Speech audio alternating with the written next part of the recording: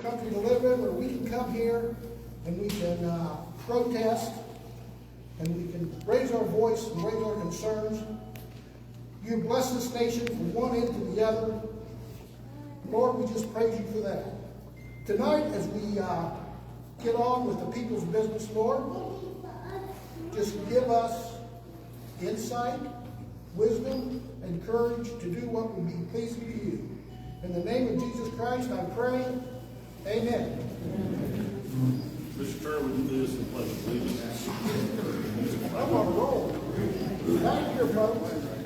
Right there. I pledge allegiance to the flag of the United States of America and to the republic for which it stands, one nation, under God, indivisible, with liberty and justice for all.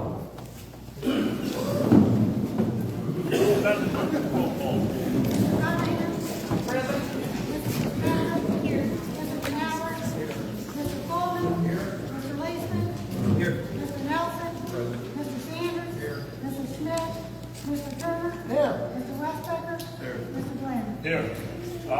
For those of you who have not been with us before, we usually do an introduction of guests. Obviously, this is a little bit unique circumstance. I'll explain that in a moment, so I appreciate you being patient with us.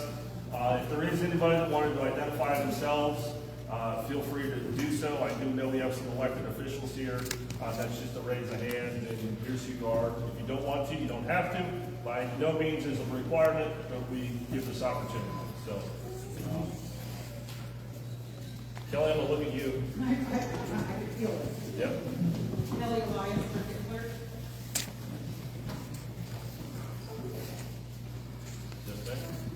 I'm Allison Isley, and I'm going to be attempting to run independent for District 5, so depending how this goes, come find me after the vote.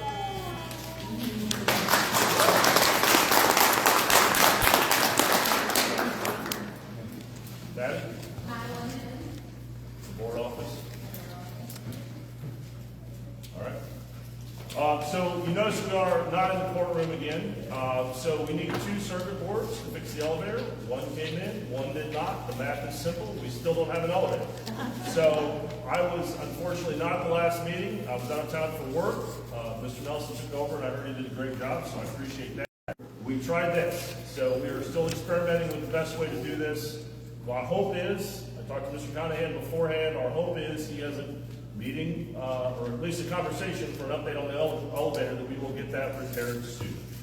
So for ADA accessibility, simply put, we are here. We're trying to finish as many chairs. If you notice, if some folks are having a hard time standing, I would ask that folks that sat a while, maybe you can switch up. We can all help our neighbor here. We can, get through this as quickly, as easy as possible. So with that, I appreciate you all coming, and I'll go on to our action item agenda. So the data center moratorium. All right, I'd like to make a motion to send the data center moratorium back to the zoning committee for further discussion.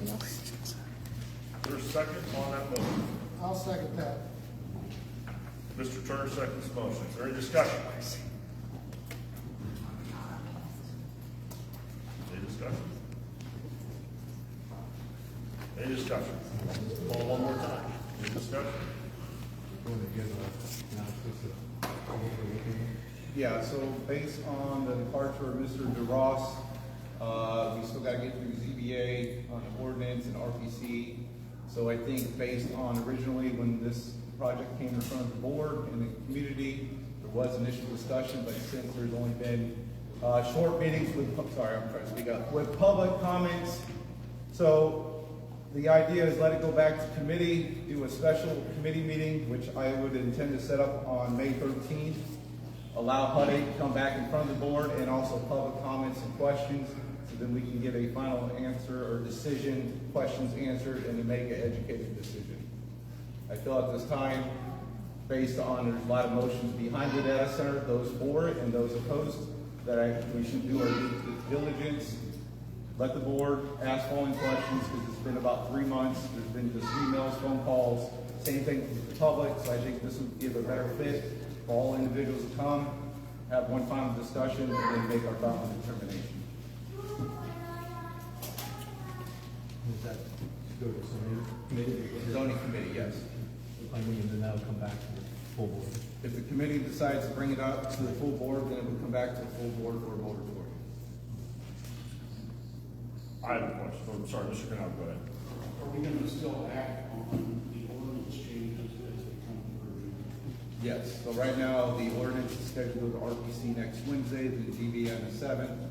Following the ZBA's recommendation, then we evaluate to do a separate special board meeting, probably most likely after the 14th, to vote and determine if the ordinance will pass. To give each board member enough time to look at whatever the ordinance, what the recommendations are before it comes in front of the board. So that's why I also talking with Mr. Glenn, we don't want to put it in a normal regular board meeting on the 14th. And if at that time, coming out of ZBA, if there needs to be more time to bring it from the board for final vote on the ordinance, we can do that. Same thing as the moratorium. So I'm gonna ask a question. Question. Sorry, then we'll get to public comments. As we get to public comments. Can you speak up? Yeah. Sorry, yeah, oh, sorry, you see us speak up? Yeah, sorry, go ahead. Yeah, Keith and I, whoever else, obviously, we have the, the best we can. I was wondering if anyone, I know, I have not been able to acquire, I know Mr. Ross was tracking state legislation.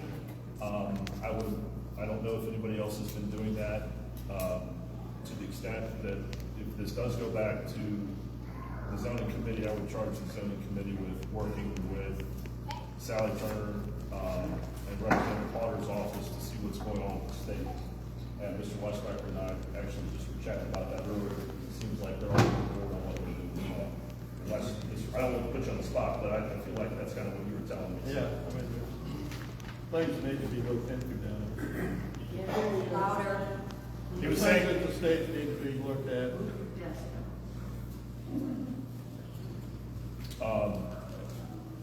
so any other discussion on the motion? Does it need to be sent to the next board meeting? So effectively, there is a moratorium in place now. There's no way for HUD 8 or anyone else to apply for a project. So there is no process, there is no ordinance. The process they would have to go through if they wanted to try would be a rezoning process through ZBA. ZBA would have to have a public hearing, put the public on notice. ZBA would have to have a public hearing, right? Then they would make that recommendation to the board, and then the board would have to vote yes or no to do a rezone. So nobody can go out and build now. For the industrial. For the industrial part, yes, so if it was rezoned. And just so everyone knows, because I think there is some possible confusion on the process, is that the way any ordinance works, when we don't have an ordinance, the zoning committee tries to do the best it can to collect information, feedback, see what other counties are doing, benchmark, do all of that. They put together their best, I'll say, swing at what it seems to make sense. They give that, in this case, to two attorneys, including the state's attorney, looked at it. Then it goes to the ZBA. So the zoning Board of Appeals is a separate body from the Logan County Board. That has citizens on it that's what they do. They look at all zoning, they look at all concerns. Usually when developers go to that board, they take lawyers. The ZBA can put you under oath. They ask questions. They do a whole investigatory, I'll say, process. Okay? Then the ZBA they review that as long as they want to review that, as many times as they want to review that. They point out what they think are holes. They think it should be yes, they think it should be no, they think it should be no, but this, they think it should be yes to this. All of that gets kicked around with the ZBA. And they're the body that's supposed to weigh all the evidence and all the input and all of the different factors. And then that gets kicked back up to the county board. And then the county board looks at the zoning board of appeals recommendations. And then the county board can then either vote up or vote down, or we can send it back to the ZBA and say, we're not satisfied. So that's kind of how this whole process basically works. At this juncture, the zoning ordinance, in my understanding, and correct me if I'm wrong, please, my understanding is that this is a commission for input from the Regional Planning Commission, which includes the mayor, various board members, various community members. They will all give input, they will all give ideas, they will all give suggestions, there will be discussion there. Then it will go to the ZBA for the ZBA to do its process, however long that takes. I don't know, I can't say one thing or another, I'm not on the ZBA, so I just know what they do. And then after that, it would come back up to the county board to either go back in the process or for the county board to vote. So effectively, while all that is going on, a developer or anybody, when there is no zoning ordinance, they can't go apply for a permit because there's no rules. So without rules, they can't apply. There's no, this is how you apply system, so they can't apply. So effectively, there, in a way, is essentially a moratorium because there is no pathway for them to take action. Except, I will say, to make sure this is, everybody with me so far? Yeah. All right.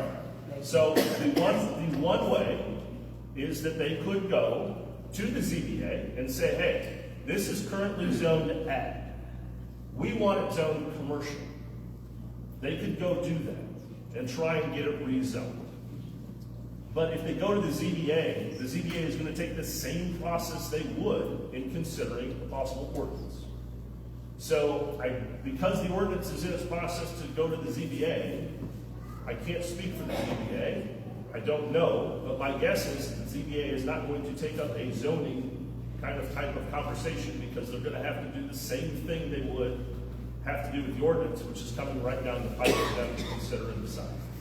And so the ZBA has always been the group of people, we'll say experts in a way, that for anything that comes through in zoning, the way the county board is structured, they are supposed to be the experts on looking at all projects, all ordinances, all opinions, all things, drainage issues, power issues, water issues, road use issues, all of the things. That's their job and their expertise that they house. And that's why most folks are on the ZBA for a very long time, because they see all these things go along.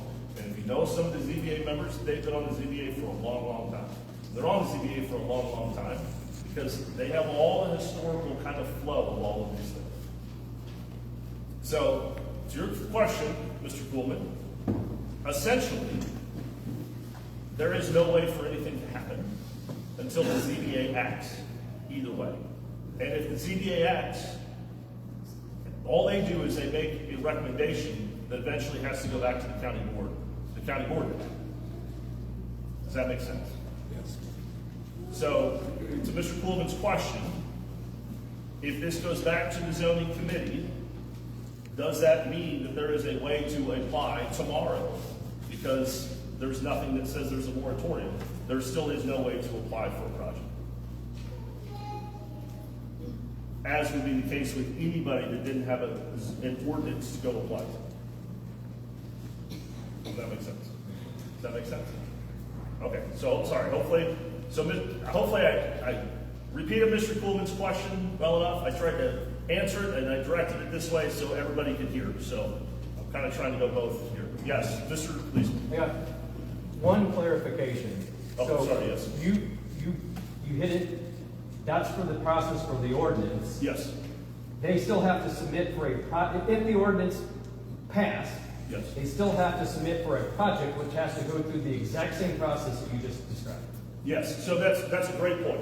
That's a great point. So everybody's going to get zoning 101 here. And I don't mean that to be pejorative, or I'm not trying to be, off-putting when I say that. But once there is an ordinance, so for anything, once there is an ordinance, right? And that's in the county code, there is an ordinance. Let's say it's for swimming pools. Once we have a swimming pool ordinance, to go build a swimming pool, then I have to go submit an application and prove how I meet all of the requirements of the ordinance. And that application has to go through that exact same process. It has to come to the county board, the county board says, yeah, it looks like maybe you did, maybe you didn't. We kick it to RPC. RPC puts their input on it. It goes to ZBA, the technical experts. They match up whether it's done or not. Then it comes back up to the county board. So this is, when you think, as often as the county board meets, this and all of these other bodies meet, in the process of meetings, I think you can quickly see this is not an overnight thing. What's the joke about government? It moves slower than molasses, right? Well, welcome to government. It moves slower than molasses. So, to Mr. Leisman's point, even if through this whole process, I say if, there's a big if, right? So I want you to understand, there's an if. Possible ordinance, possible non-ordinance. I don't know. But if there is an ordinance, let's just hypothetically say, if, right? I'll put if on there again, big capital letters, if. Because I have no idea. But if there is an ordinance, the application then to prove that you meet that ordinance has to go through a whole nother cycle of all of that things before a project would ever even be voted on to be built. So I think, I'm glad Mr. Kuhlman asked that question. I wish I would have given him money to ask that question, because I think it's a great opportunity to talk through some of how zoning works in the county, because a lot of people don't deal with it, and if you don't deal with it, you don't know it. And look, I never dealt with it until I was zoning chair, because I never had to deal with it, because I didn't care about zoning. Or I shouldn't say I didn't care, but I was never trying to get a zoning permit to do something, a building permit to do something, right? So, yes. Are you happy with that? No, Mr. Leisman has a lot more tenure in zoning than I do. That's Just why I wanted to think make sure that there's another process that does the exact same thing. And then the project itself will have the details of what they're actually trying to accomplish. So I hear a lot of feedback. I mean, the whole board is getting a lot of that feedback, and I'm taking it in categories of different themes that are potentially impacting a project that would be submitted, to where when we get the actual facts of the project, then we can go and say, this condition has to be met, or you don't get a permit, or hey, this is a no-go, one way or another. This is how we would actually factor in. So I'm hearing a lot of the potentials of what could happen from a data center, because we can compare it to others that are built. And that's very valid. Then I need to take that, and then we need to put it towards what an actual project looks like here, and then start putting in those conditions. That's assuming that the ordinance actually passes. So I just wanted to be very transparent of how I'm trying to process these things when a project actually comes to fruition. And part of that, the ZBA process itself, right? Part of the ZBA process of fine-tuning what is out there is putting in some of those, hey, if you're gonna go do this, you have to do this, right? And there are a lot of people, they come along and say, hey, we don't wanna do that. So we're out, peace. Like, we're done. We're not gonna do that. But that's why the ZBA exists. Because the ZBA is not elected. It's an appointed body that honestly does not change quite a lot, because people sit on it for a long time. So.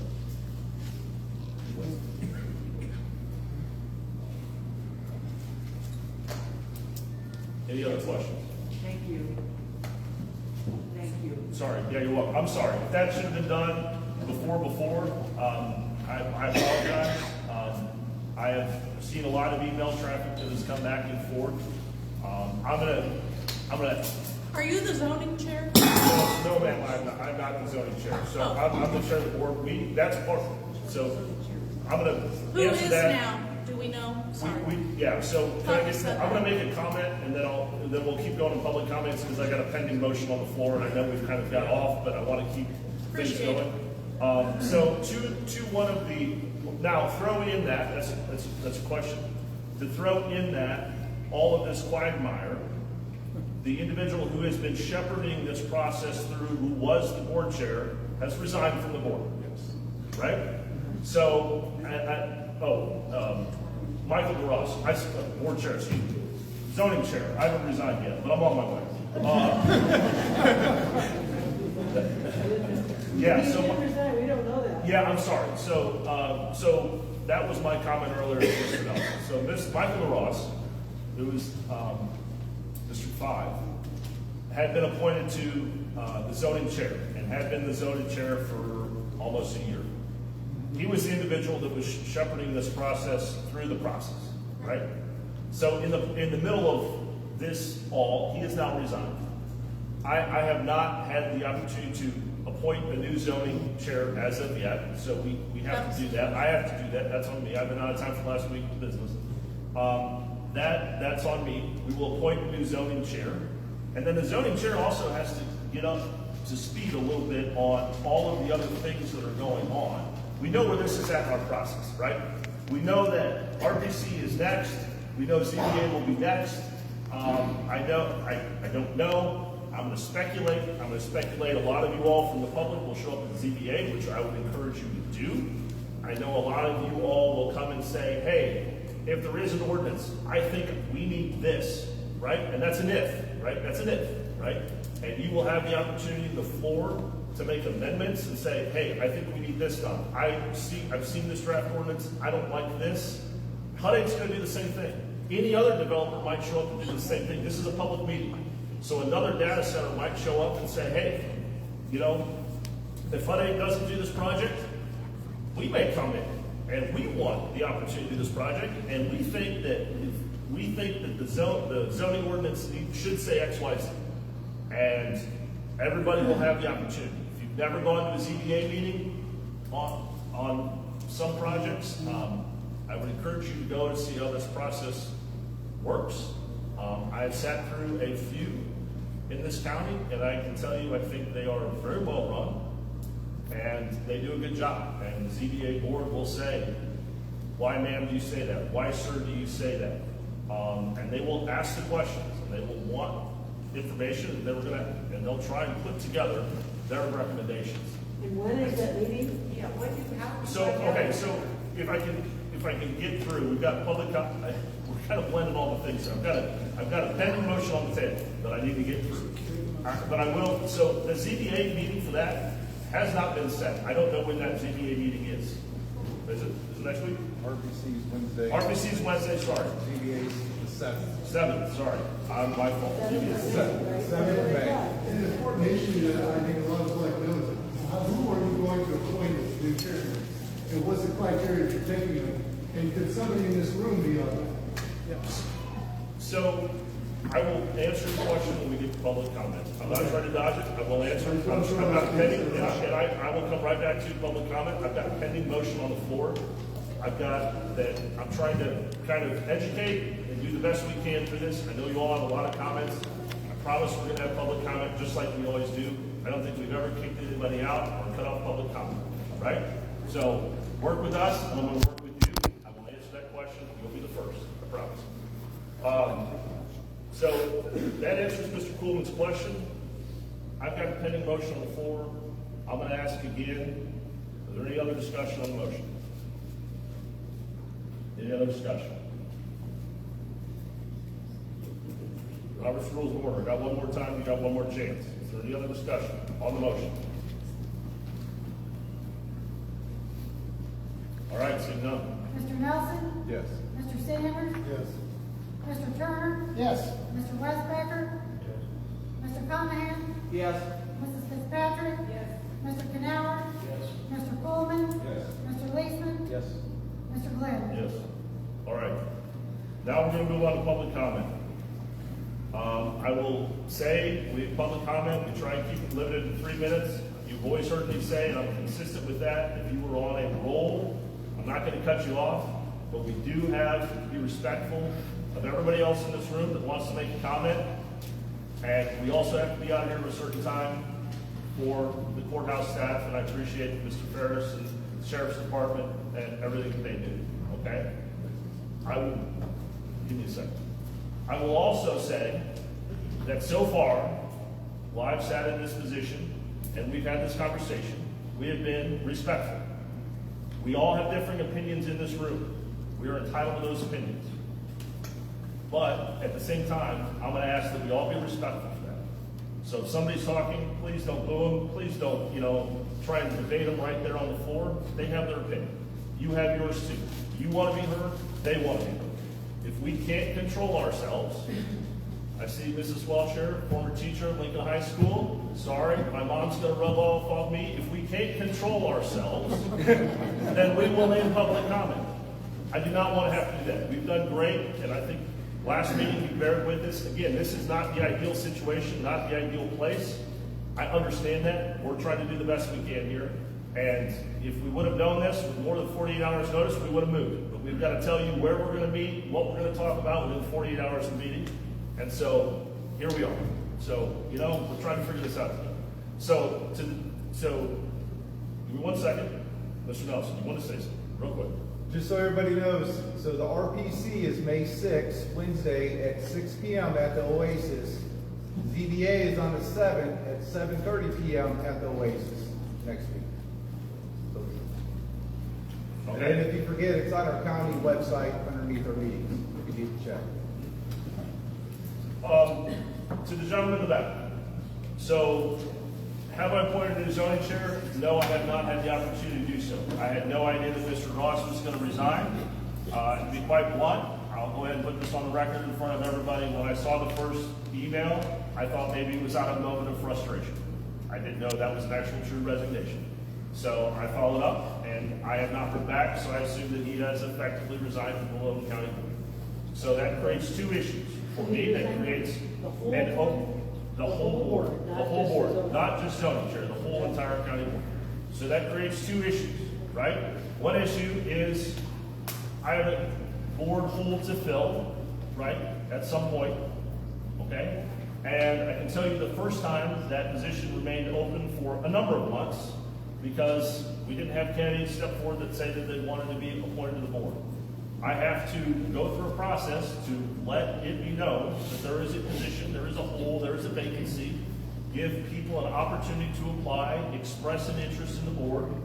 They will come to the board, they will talk about what they're trying to do, why they want to be on the board, and the power of appointment relies with me. That's how that process works. As far as internally with the zoning chair itself, there are a few people on this board who have had zoning experience and have did various ordinances and been involved in various ordinances in the past. That individual, those individuals, I have not had a chance to chat with them because I wanted to confirm that Mr. DeRoss, we're moving in real time here, right? Things are happening in real time. So now that I know that next process is on me to talk with those individuals to see if anybody would step up and serve as the zoning chair. At this point, the big load lifting next is the Regional Planning Commission and then the ZBA. And I don't know what the Regional Planning Commission will do, how many looks they want at this or don't want at this. I also don't know that answer with the ZBA. The zoning chair, whoever that is not involved per se in those processes for a reason, because the ZBA needs to act independently, and so does RPC. So the real point at which a zoning chair would get back involved, I would say, is after that process is complete, because it would need to be presented to the board, and the zoning chair would be the person that, I'll say ceremonially, in a way, through the zoning office to the zoning chair that says, hey, we have this action, and we have these recommendations from the ZBA. And this is what the ZBA has said in their comments, their reports, their suggestions. I've talked with them, I understand, I'm going to explain it, and that's where that resides now. As far as the actual chair of that committee, to be a chair of that committee chair is a member of the Logan County Board. So that's how you become a chair of that, involved. You can be involved in that, be involved. I know I've seen your face before, I don't mean that in a bad way, I just know that you're actively involved in this, and I'm sorry to call you out, but I say that because you clearly are involved, and so to continue to do that, short of being elected on the Logan County Board, right, or appointed to the Logan County Board, however that process is, from where you live. That is where that input would come. It would also come at RPC, it would also come at TV. Does that answer your question? Yes, sir, it does. Yeah. And so I apologize, I've not moved fast. You know, you can say I haven't moved fast enough. If you want to make that critique, you can make that critique. Again, I will say, okay, I'm just saying, anybody I can. appreciate you explaining it. Yeah, and I will say, I honestly gave Mr. Ross a cooling off point just because I wanted to make sure that he wasn't just a fit of frustration, right? Because I have to respect what he wants to do or doesn't want to do, right? And so I think it is clear to me at this point that he has effectively resigned from both the zoning seat and the county board chair.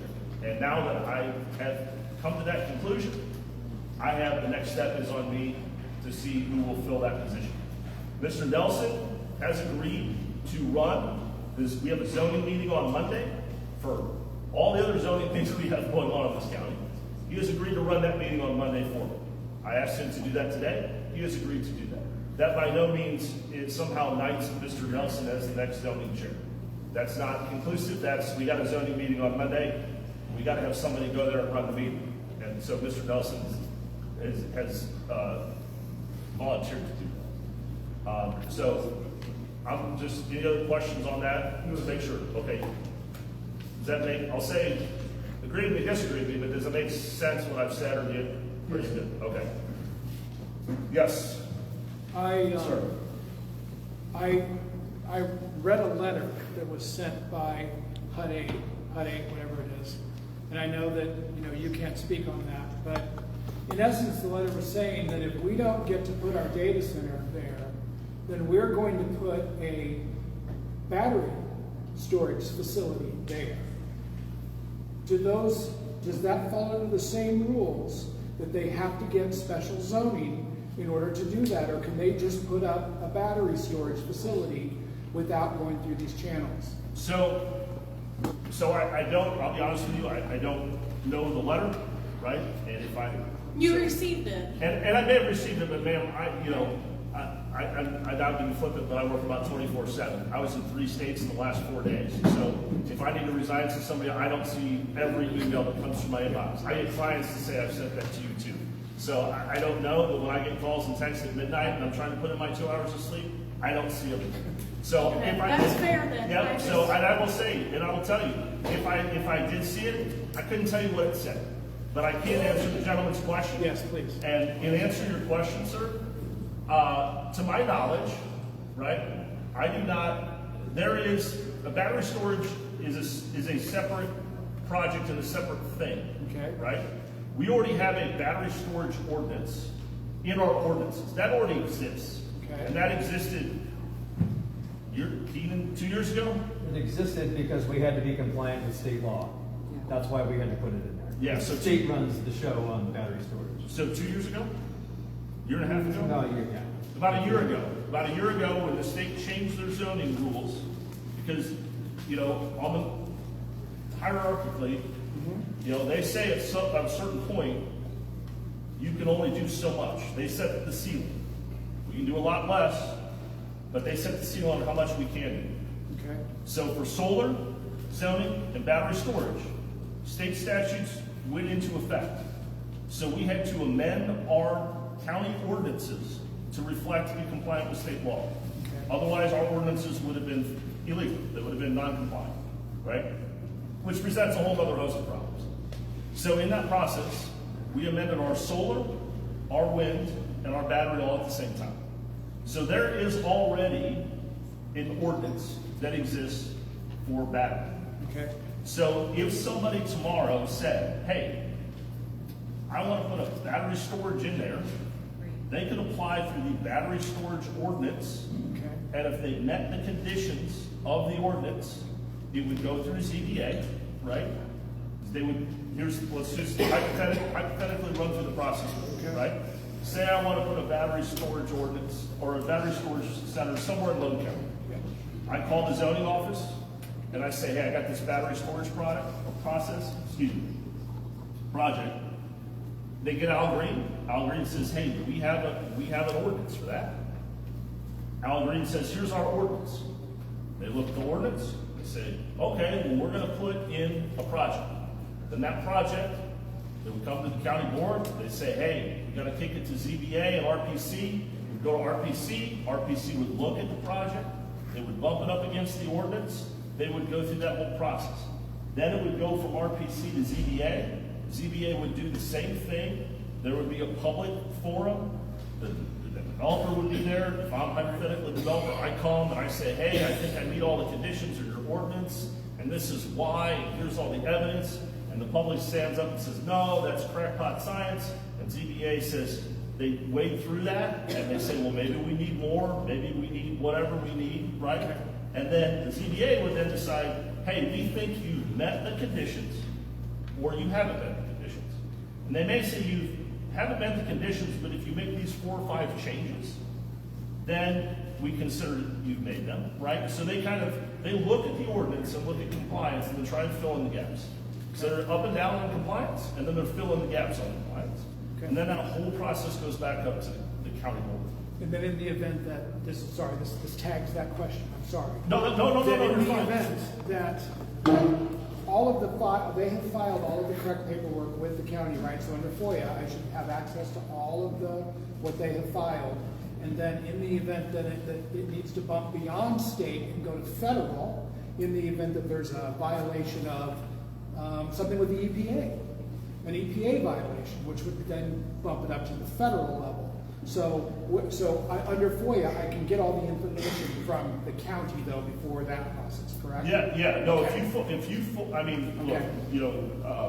you FOIA, right, under the Freedom of Information Act, right, you're a public body, right, so you can FOIA, and what is present there that has been part of an application that's been submitted to us is an application.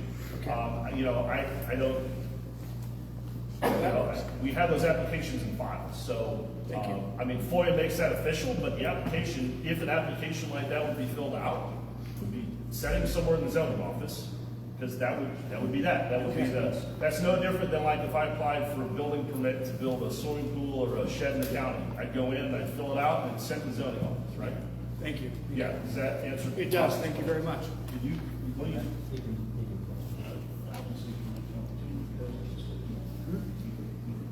Yeah, we have. We came down. So then we still have one curb cut. Yes. Well, one's in the queue.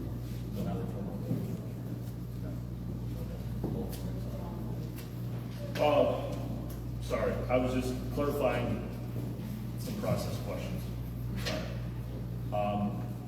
Sorry. Yes, ma'am.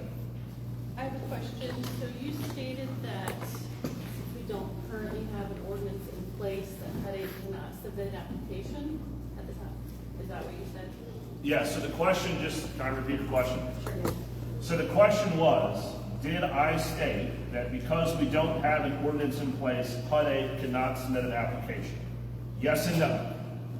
The no part of that is, at any point in time, HUD could go to the zoning board and say, this is zoned ag, whether it's A1 or A2, these parcels. Honestly, I do not know how they're currently zoned. And it might have been in an email, and I don't know. They're zoned ag, that's what I know. What specific ag technicality? I do not know. They're zoned ag. They could go and petition the ZBA, and they could say, hey ZBA, we want to zone that commercial. The ZBA then would be charged, this is maybe where I was too quick in my explanation. The ZBA then would be charged on making a decision to rezone that parcel. They would weigh all of the evidence, all of the testimony, all of the comments, all of the suggestions in making that decision. That is the same, and maybe this is where I was a little confusing, and I apologize. But that same bucket of knowledge, let's just call it a bucket of knowledge, that same bucket of knowledge is the same thing that the ZBA will weigh and go through when they decide or edit or decide an ordinance is good, an ordinance is bad, or these suggestions or not these suggestions, or whatever that is, right? Right. That is the same process that the ZBA would go through. Which HUD did originally submit for rezoning and then pulled in December, I believe. January. Yeah, I think that. From what I heard, Mr. Green told them that it would be too difficult to rezone, recommended that we put a zoning ordinance in place for data centers. So my question is, why would we put a zoning ordinance in place for data centers if we don't want data centers here? So I will, so I'm gonna answer a couple questions the best I can, all right? So, yes, I think you were, I don't know the timing, but I think you were correct, right? At some point, there was the thought, or there was a suggestion, there was an application that was put in that was withdrawn for rezoning, right? So baseline, we all agree on that. Now, why that was, I was not in those conversations. What was said by who, I honestly do not know, okay? I know that that is therefore pulled, and it doesn't exist now, right? The purpose for the history of an ordinance is this has been on something that we should have done way before HUD even showed up at the door, to be quite honest with you, and we had these conversations as a board back in October, November, and we didn't do them. So then we got caught in a situation, to be quite blunt with you, right? Where we don't have an ordinance. We risk, and this is the point, so this is the point about going and checking on state law. Because the intersection here on what's gonna happen at the State House in Springfield is basically, essentially, we can think about this. We either do it on our terms, or we do it on the terms the state dictates. So the gentleman with the wind and solar question, sir. Yes. What was your name? Jonathan Cox. Jonathan? Cox. Can I refer to you as Jonathan? Please do. All right, Jonathan, and I appreciate you sharing your name.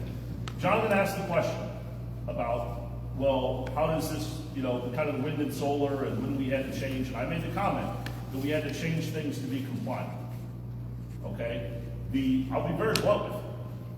Whether you agree with it or not, or whether the citizens of Logan County agree with it or not, the statute that we had before Springfield changed what we could and could not do was much more restrictive than the wind solar zoning ordinance we have now. Just absolutely was. So we were more restrictive. The state came out and basically says, you can't do that. So then we said, okay, what can we do? And we hired Brown Haynes Stevens through Brad Howey, our state's attorney, and we went back and tried to write the most restrictive ordinance we could.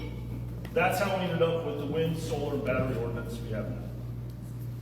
The risk is, coming out of Springfield, that we end up in the same position on battery storage, which is why I said that if this goes back to zoning, one of the things that we are going to have to make sure that we are connected with Sally Turner's office and Representative Howard's office is what's going to happen in Springfield.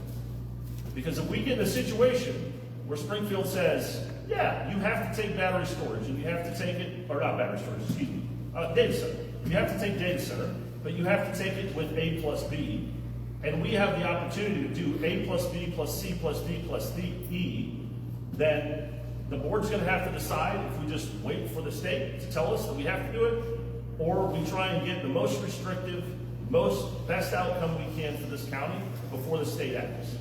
So this is truly a game of Hobbesian choice or first mover advantage. Now, if Sally Turner and Representative Howard and some of because Mr. DeRoss had his thumb on this, and I'm not blaming Mr. DeRoss by any means, so please don't, News Channel, whatever you do when you flip this, you blame Mike DeRoss, put your name on the record, I'm coming after you, because that's not what I'm doing, okay? But I am saying that he was closer, because he was keeping touch with, to the best of my knowledge, our legislative counterparts in the State House, and their dependent research bodies, to understand what was going on. Because your point is exactly right? Your point is exactly right. Why do we need an ordinance if we don't want it here? Well, the only thing I would say is if we're going to get one pushed on us, then this body should, I think, and maybe the body will tell me no, but we are at where we are at because at some point there had been a collective thought that if this is coming at us like a freight train and we don't have a choice, let's move first and make the best choice we can make. Now, I don't know if that Hobbesian choice is happening yet, right? I think it is. It looks like it. But you notice my comment, and I'm not being, you notice my comment. My comment was very specific for a reason. When I said if it goes back to zoning, let's make sure we dig into that to fully know and understand. Right? I feel like I need a drink or a glass of water. Yeah, I'm sorry. I got everybody here. And you, I'm just, sir, and then I'll just go this way. If that's all right. Go ahead. My name is Anton Tyner.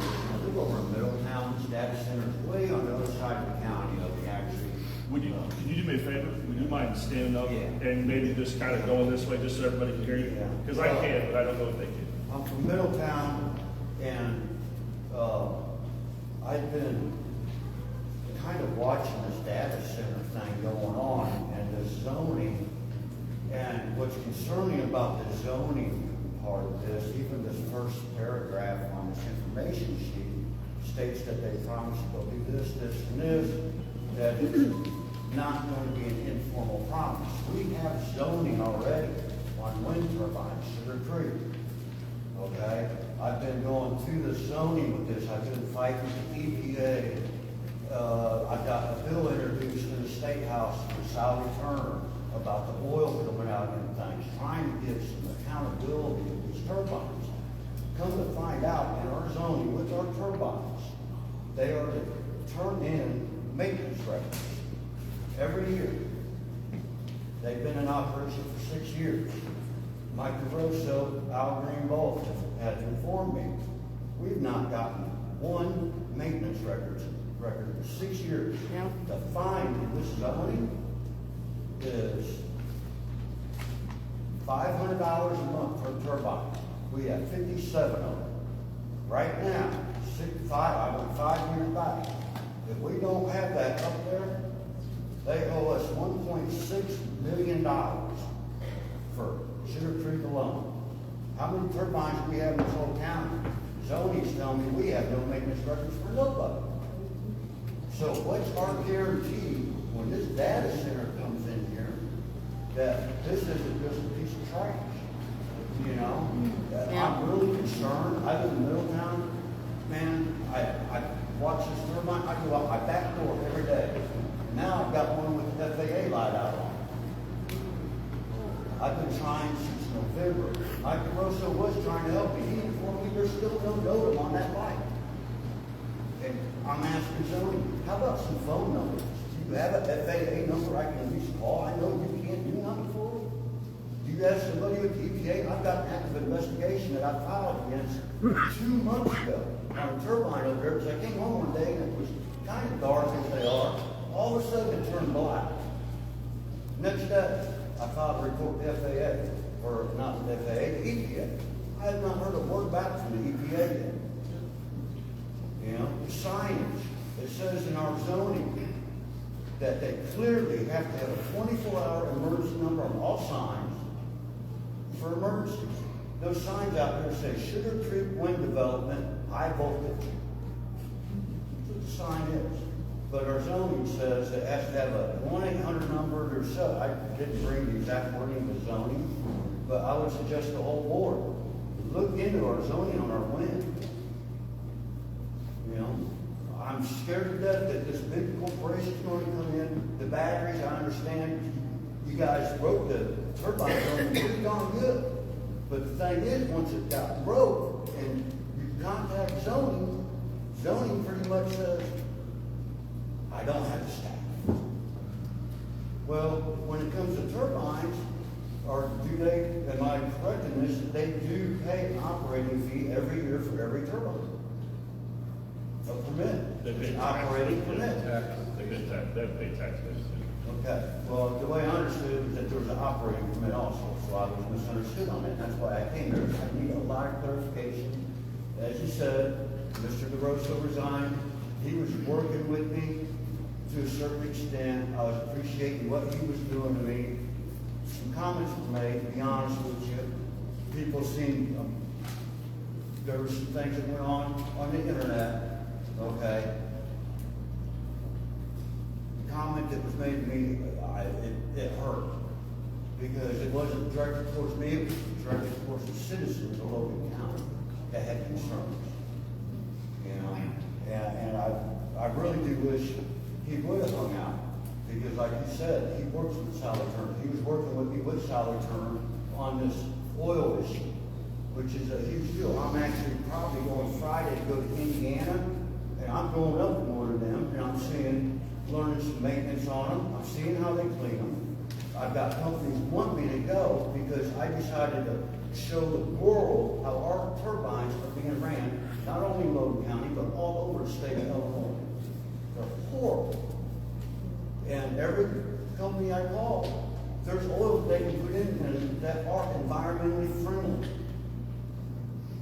amenities do. I've called all of them. They all tell me they don't use that.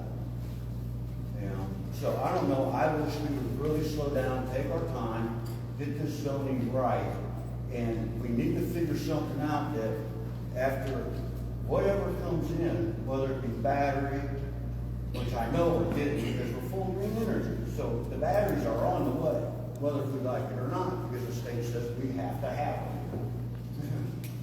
Pretty much. So we need to, if somebody calls and screams, not really scream, but complain, you know, about something going on, I keep being told, contact Sugar Tree. Contact Sugar Tree. That's like telling me to contact my neighbor about grass being yay tall. Yeah, well, I understand. Except for I'm going against the corporation. Yeah. And they're telling me to go down to their lay-down office and confront a bunch of makers. I'm not doing this. Well, But that, on the light issue, you point out or tell me where it is. I can find it is, You know the the address is, Or if you don't mind, maybe just connect with me after. Sorry, I'm not. I was just, going to connect. yeah. Because Okay. I think I can find the light situation. Yeah, I was very well. Yeah, and we can talk about some of your other things and we'll go from there. I was going this way, ma'am, and then there was another gentleman, you right there, sir. Yes, ma'am. I wanted to ask if we are possibly going to be able to count on, I'm sorry. I can repeat for you if you want me to. Okay.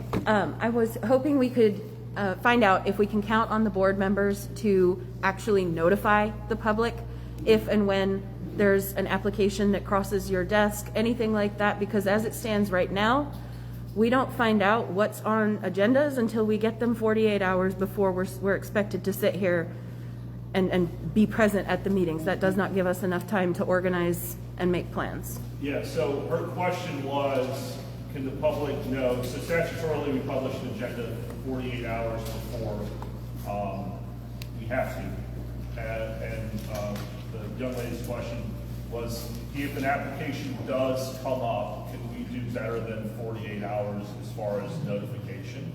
That was basically essentially your question.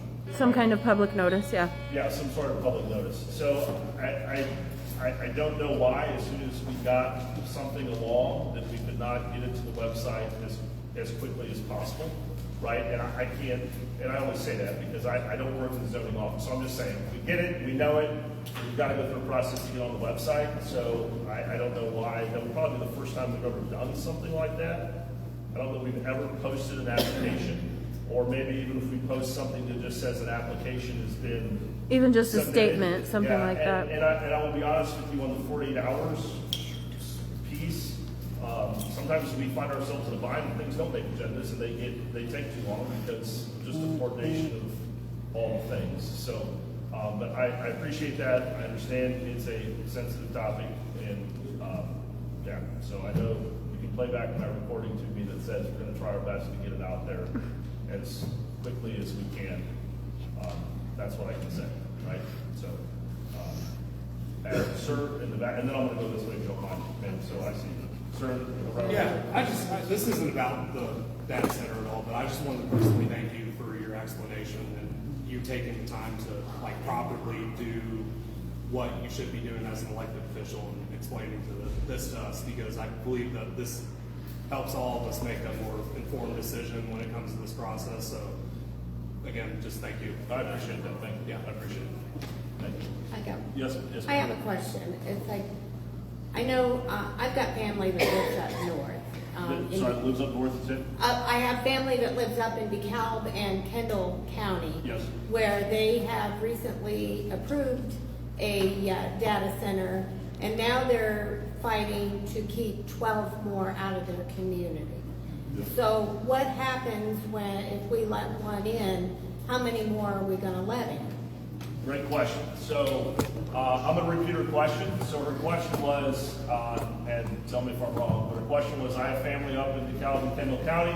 They did a data center, and now there's 12 or 11 more. They were protesting the day we had our protest here. They had one up there where the lady that was interviewed said they were trying to keep from getting 12 more. Yeah, so the idea is that they're how do we keep more out of it, right? So that's the question. So that's a broad question. I'm gonna. It's like, where do we draw the line? Yeah, no, fair. Where do we draw the line? So, broad question. I'm going to try and answer the best I can, right?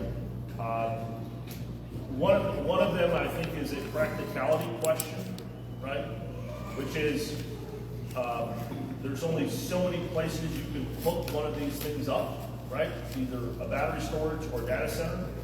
And when that hook up, and I'm going to rely a little bit on Mr. Nelson because he's in the power, energy, and generation business. I am not.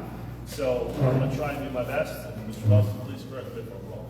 But that 64 kW, 2032, 345 kW hookup that exists, right? That there's only so many of those that exist, and so they are valuable to the people that want to do things like use a lot of power, right? Data centers, battery storage, whatever it is. So we only have so many of those in the county. That might be our only one. That is our only one that exists in Logan County. So that massive electrical hookup that is down there, whenever that was built by Ameren, I assume it's Ameren built, whenever that was built by Ameren, that was built for our reason. I don't represent Ameren, I don't work for Ameren. I haven't talked to Ameren on why they built it, but it's like seeing the nicest lake in town and saying, hey, I'm going to build a house there and keep everybody else out because that's the nicest lake in town and that's the one I want, right? How many more lakes can I dig? I don't know how many more, 345 kW hookups Ameren can put on the grid in the infrastructure. So that's the practicality that I'm not qualified to answer, and I don't know, right? That's the practicality. I'll say electric practicalities, right? Your other question on if someone comes, how do we keep the rest out? Well, one possibility is there's no place to hook up, so that's it. There's one, but that's all there is. If Ameren goes around and puts up a lot of these and redoes the grid and does that, that's absolutely going to be out of our control, to be quite blunt, right? Then comes the question of whether the state's going to tell us you have to take it, which I don't know the answer to that, and that's the question about connecting with, no pun intended, connecting, get it? It's kind of funny. No? All right, somebody laugh, thank you. Connecting or staying in contact with Representative Howard and Senator Turner, right? But say Ameren comes in and puts up one of these every 5 feet. Say the state says you can't zone any more than we're going to let you zone. Then we're going to have a battery or data center every 5 feet. That's just the reality. Something is going to come to that limit. It absolutely is. And, it's just going to come. It really is. And that's just my honest, practical opinion. And I don't know if it's data center. I don't know if it's the next greatest thing, that if it's battery storage. I don't know if it's Santa Claus comes and plugs in. I don't know, but something's going to come there. Like that resource, that electrical resource. Uh-oh. All right, well, as long as that doesn't bother anybody, that electrical resource, somebody's going to want to capitalize it. It just is. And, so I'm going to go a step farther. Because I don't know, why they're, the DeKalb, Kendall County, my guess is with the power footprint of the city of Chicago, and I'm just going to rely on my, the one is in Yorkville, Illinois. Sure. And so, you've got Yorkville, Plano, and Sandwich, Illinois, and they're all just kind of connected within so many miles of each other, and you can't even tell where one town ends and the next one begins. And those were all small communities, but they have grown and they've got more business and stuff. But it's just kind of a scary thing. And right now with the windmills and the solar farms and stuff, where my son and my in-laws all live, they're surrounded by windmills that they didn't want. And now the ground that is in front of my son's house is all going to, underneath the windmills, is all going to be solar farm. That's not the view that when he purchased that land and built his home there, that's not what he wanted to look at, you know? I understand. So And it's just like, and I- and that's the way the data centers are. These people in Latham don't wanna look at that. I understand. So. I understand. I appreciate that point. And on the wind and solar point, this isn't passing the buck, but, you know, Springfield said this is what you're gonna go do. Yeah, well, And Springfield doesn't always know what's best. And I'm not saying they do. Yeah. I'm not saying they do, right? But. And I'm trying to be respectful. No, and you are, and I'm not saying, look, the administration of Springfield's not the administration I would vote for, all right? So you and I'll agree on that, but I'm just saying, they've drawn the sandbox, so we have to figure out how to best to play in a way. And at least with the wind and solar, right? And battery storage is coming down. I'm gonna hear it, then I'm gonna go there, she had her hand up, so if I can go this way, is that all right? Yep. Yeah, ma'am, you had your hand up for a while, so ma'am, right, that's center. I introduced myself last week, unfortunately, I didn't get a chance to. My name is Kristen Mariaga, I'm an attorney, I live here in Logan. I lived here for about 3 years, I lived in California before I came here. I first wanted to say to my neighbors in Latham, I heard you last week, you're not all of us live in Latham, and we're here standing with you guys, because you guys are gonna get the most brunt of what this is going to do. And so we're here with you standing because it's not acceptable for you and it's not acceptable for me. So that's the first thing I wanted to say. The next thing I wanted to say was, I understand the statute, right? I get it. That's like my dog. I have to get it. I haven't read it, but from what you've described to me, I understand what you're describing to me. And I understand the fact of getting ahead of the issue, of saying, hey, we've got a problem here. The state may require us to allow data centers. Well, they're not requiring us now.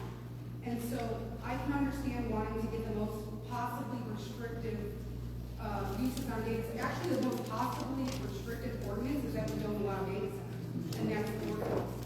The second most possibly restrictive, I can see that. But where we're at now is that we're not technically being required by anyone to allow a data center. What happened was, back in November, December, you know, HUD 8 said we want to do this, and then they withdrew it and said, hey, maybe we should get an ordinance changed instead. And we could just simply say no. That could be our answer. Right now, the answer is no. Or, yeah, we'll change the ordinance. No. And honestly, the other thing about it is I'm not necessarily sure I'm super against putting an ordinance that creates restrictions that maybe Springfield can use to create restrictions for others, that maybe allows data centers, don't shoot me, maybe allows data centers, but it's very restrictive. But I'm against it for HUD 8, because at no point do I find it acceptable that when we stood up and said we didn't want a data center, they said, okay, then we'll just do a battery storage center, because that's what they think of our roads.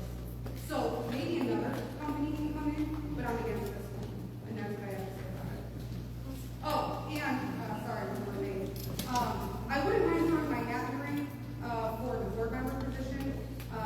I am actually pretty agreeable, and I do what I think is right, and I wouldn't mind letting you know. Yeah, on that point, just come to me afterwards, if you don't mind. I will, Yeah, and I know, because I know somebody else, ma'am, I think you, so just, you know, so you'd have to be District 5, right? Because that's where Mr. Ross was, so. Yeah, I don't know, I gotta check it. Well, yeah, I mean, but just, no, I appreciate the interest, I appreciate the interest. Yeah, we got other doors. So let me go this way, and then I'll come this way, ma'am, if you don't mind, we'll go this way. So, ma'am, sitting down with the hand raised, yeah. I You have something mean, for the morning? you Yes. told me it was next, and then I would like turn, yes. Yep. I appreciate you taking the time to explain the process.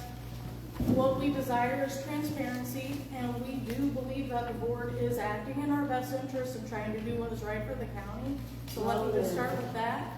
I did not know that not everyone necessarily reads the emails they get, so I wasn't trying to be blunt or rude. I just thought your name was on it, so I thought you would have read it. And I just want to, I am a little confused. I've been a little frustrated because I was told by a board member, and from our conversation, all these fine folks, or some of them came last week, the discussion was that this special board meeting was set up to discuss and vote on the moratorium. And on the agenda, under action items, it says data center moratorium. So I understand what you're explaining to Rachel about they can submit an application to rezone, but they're not going that route. They are going to wait for the ordinance to be finalized. So technically, I guess they aren't going to submit an application until it's done. But my understanding is that there isn't a moratorium in place technically. Is that correct or not? So technically, there is no moratorium in place. Okay, So I get it. I just yeah, want to make but sure. I want to make sure that my comments. So because you made a couple things. So not necessarily read the emails. You know, like I said, I get a lot of emails, right? Everybody's email. I'm trying my best. If I'm not doing a good job, appreciate that. if you vote me out and replace me, especially with all this, I'll leave tomorrow. You know, on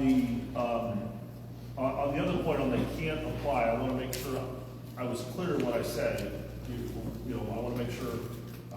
I do understand that. No, they could apply. I don't think they would, and I don't think they would because the next step in the process is the same no matter what you do. I just want clarity Right. that there's not a moratorium in place. Yep. Okay, thank Sure. you. And then I am confused because, so I've been talking to a board member who told me that the moratorium would be discussed and voted on tonight. And it sounds like what has happened is that it's just getting kicked back to the zoning. So this is the meeting before the meeting, I guess. And I want to know if you can commit tonight to communicating, maybe I could communicate with you so that I'm getting the facts right. Because I was under the impression that today we were coming to hear the discussion and the vote on the moratorium. But instead, if I heard correctly, it's being kicked back to zoning to discuss the moratorium next week. Is that right? That's what the motion that was made and the motion that came off the floor. Okay, that's fine. And then I'll just finish my public comments. I just want to get the facts right. And so I appreciate you clarifying that no one is in the zoning chair position yet. And our concern is having transparency on the ordinance. There was an open zoning meeting, and many individuals had input, and Mr. DeRoss took that information. And then can developers, you said they can be at the open public meeting, but then there were emails where the ordinance was sent to HUD 8, and they gave red lines on the said ordinance, and we accepted them. So my two questions are, is there any way that those revisions, do those need to be in a public setting, or can those emails go back and forth between the board and HUD 8? And then also you mentioned on the battery storage that I think it was Brown Hayes, a consultant was hired to help write the Stevens is a law firm out of Okay, Springfield. so I'm curious if we will also be engaging with a law firm to help and assist with writing the data center We did. ordinance. Brown Hay was hired. And Okay. Brown Hay provided. So they've already been involved. Yeah, Brown Hay provided, so. Okay. So Brown Hay wrote basically the entire, I'll say, ordinance or draft ordinance, right? And I don't know, because I wasn't editing what came through zoning, right? But it went through revisions, right? And a lot of the things that the community proposed got removed by HUD 8. So I also know that it went to the state's attorney's office, and Okay. our state's attorney, Mr. Hauge, right, looked at it and Right. put his blessing or whatever on it in his legal review. Okay. And then the next is on to RPC. So what you're talking about, whether it was, here's what I can't tell you. It's going through the right process. Right, but what I'm saying is I can't tell you, you say a lot of things were entered that the public had that were taken out. I haven't done a red line or comparison or a cross-check compare of what that is, so I can't speak to that 100%, I don't know. I also don't know if they were taken out, why they were taken out or what level. And maybe our attorney said between Brown Hay and Stevens in Springfield, hey, you can't do that. That doesn't work. Or maybe Mr. Hauge said, hey, that can't happen, right? Because there also is I will tell you, there also is a sentence, and I am not a zoning attorney, I am not going to appear to be, but I will also tell you that there is an idea that if you put a new ordinance of any type in your current ordinances, they have to fit the nature of the current county code, and the other ordinances that do exist. So there are a lot of factors that go into that, so I don't know. I can't respond. I'm not saying you were asking me to respond, but you threw that out there. So I am going to respond and say I can't tell you why and how certain things were removed. If there are points that you say, hey, look, this is super important, I want an explanation on how this was removed, great. Send those points, and we can try and track down to say, hey, did Springfield or attorney in Springfield say, hey, you can't do that, here's the explanation? Who should I send them to? We'll try and do that. You can send them to me. Or Mr. Nelson. Or Mr. Nelson. Since he's going to be the interim zoning chair. Okay. What you said was on the agenda, it was. I can only act on things that are brought off the floor. So if a motion's made brought off the floor, what I have to do then is I have to ask for a second on that motion under Robert's Rules of Order, and then there's discussion. And you all, I think, have been in enough county board meetings at some point to see we take amendments, we have comments, right? And that has gone the way it goes on any number of things. So as the way this works is things are brought off the floor and then they're discussed. And to the extent they're discussed, they're discussed. To the extent they're not, they're not. To the extent they're voted on, they're voted on. To the extent they're not voted on, they're not voted on. So that's kind of how that process works. I don't know if that's helpful or not helpful, but that's how that works. And then I guess, just real quick, how many people just want to raise their hand in opposition to the data center? Just so the board can see who's here to voice opposition. How many of those folks live in Logan County or own property, to be fair? And then how many folks are in favor of it as it stands who live in Logan County or own property? So, and again, I'm wondering if there's a possibility to revert back to what someone else had mentioned about not having data centers. Why don't we have that option if there is a resounding voice that's clearly communicating that we don't want that? And I appreciate you letting me speak. I understand there's other people here, so thank you. No, thank you.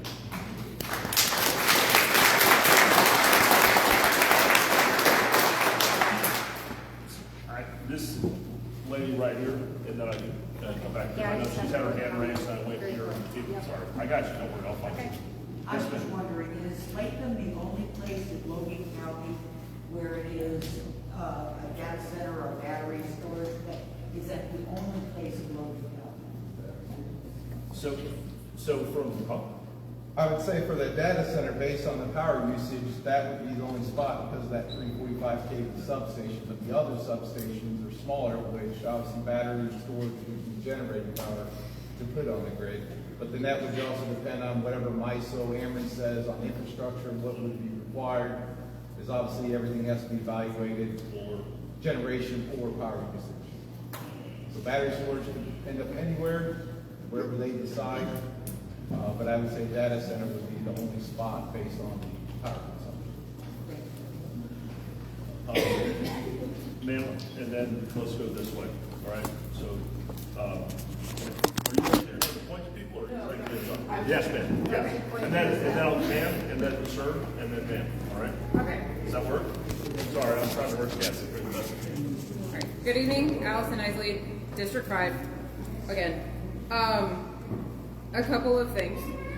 I just want to clarify, because as was stated, I think there's a lot of people here tonight who were under the impression, based on communications we got from our board members, and we're all, I'm not on the board yet, hopefully, I don't know.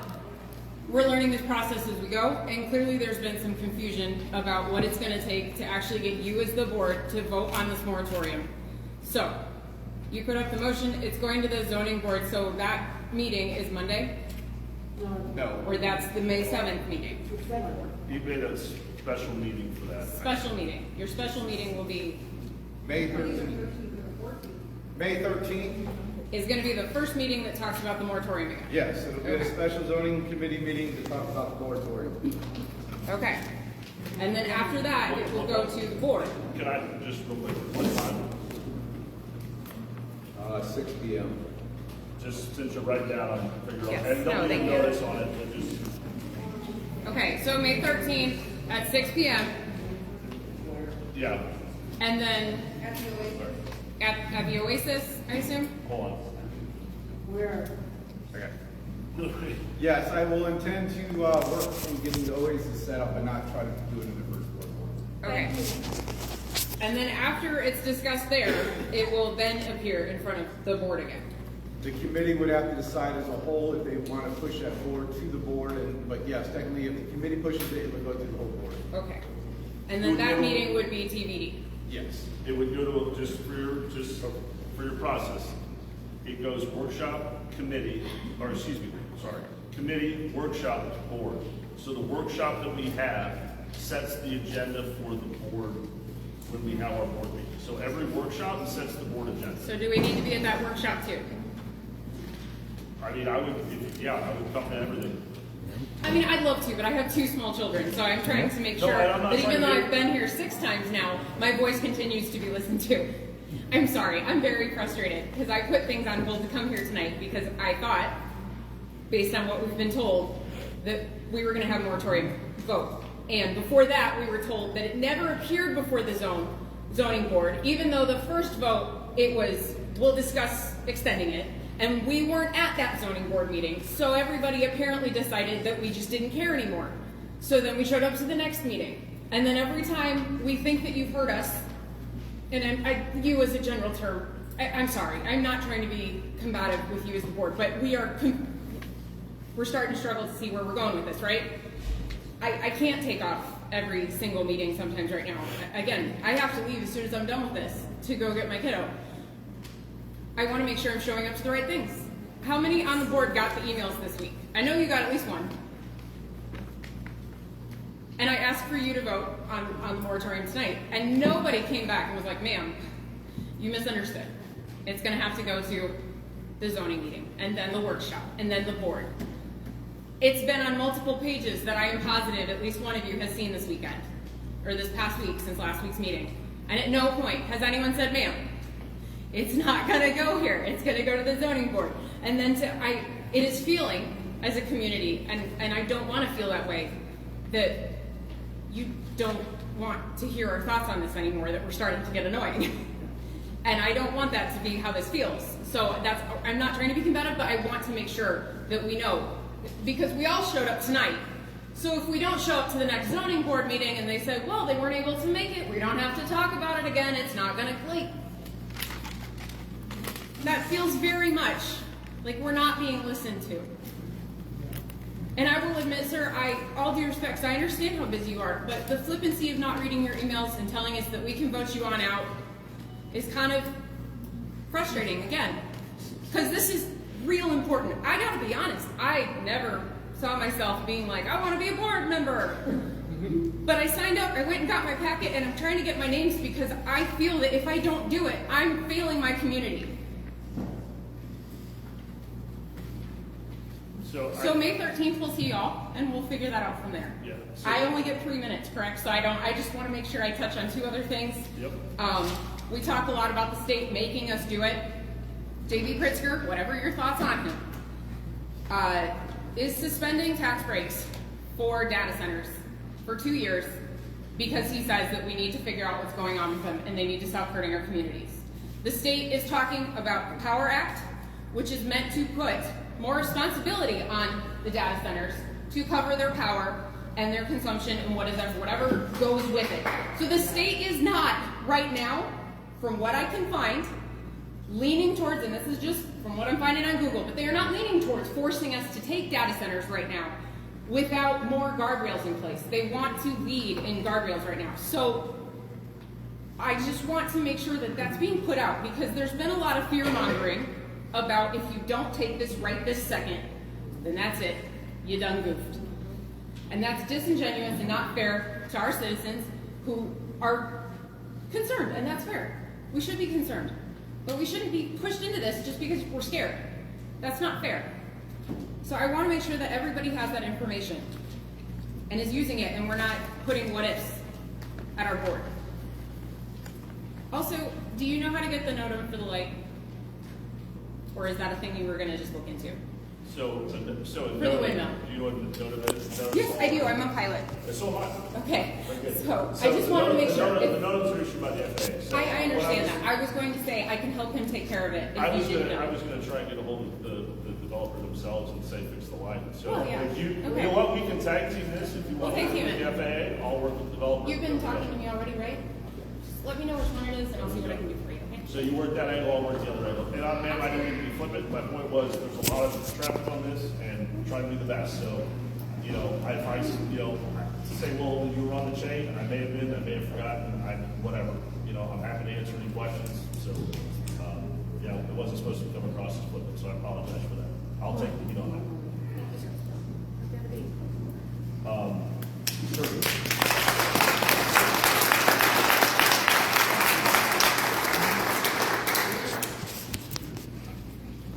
Yes, sir.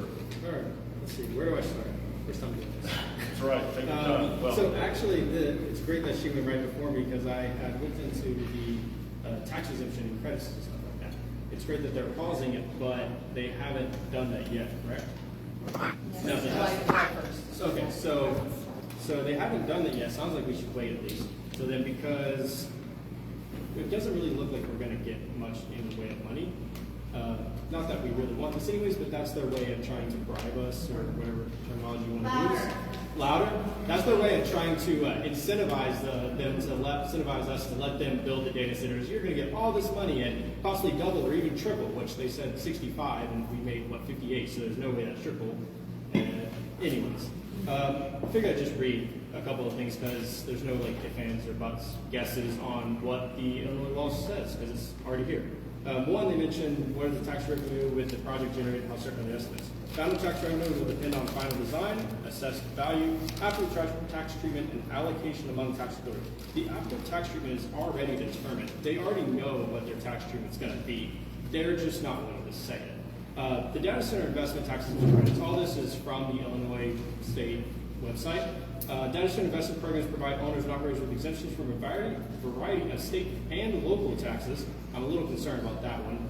What taxes can we actually impose on them for qualifying Illinois data centers? It also provides reimbursement on local taxes, so we may be able to tax them in some ways, but then they get the money back at the end, which how does it help Illinois at all?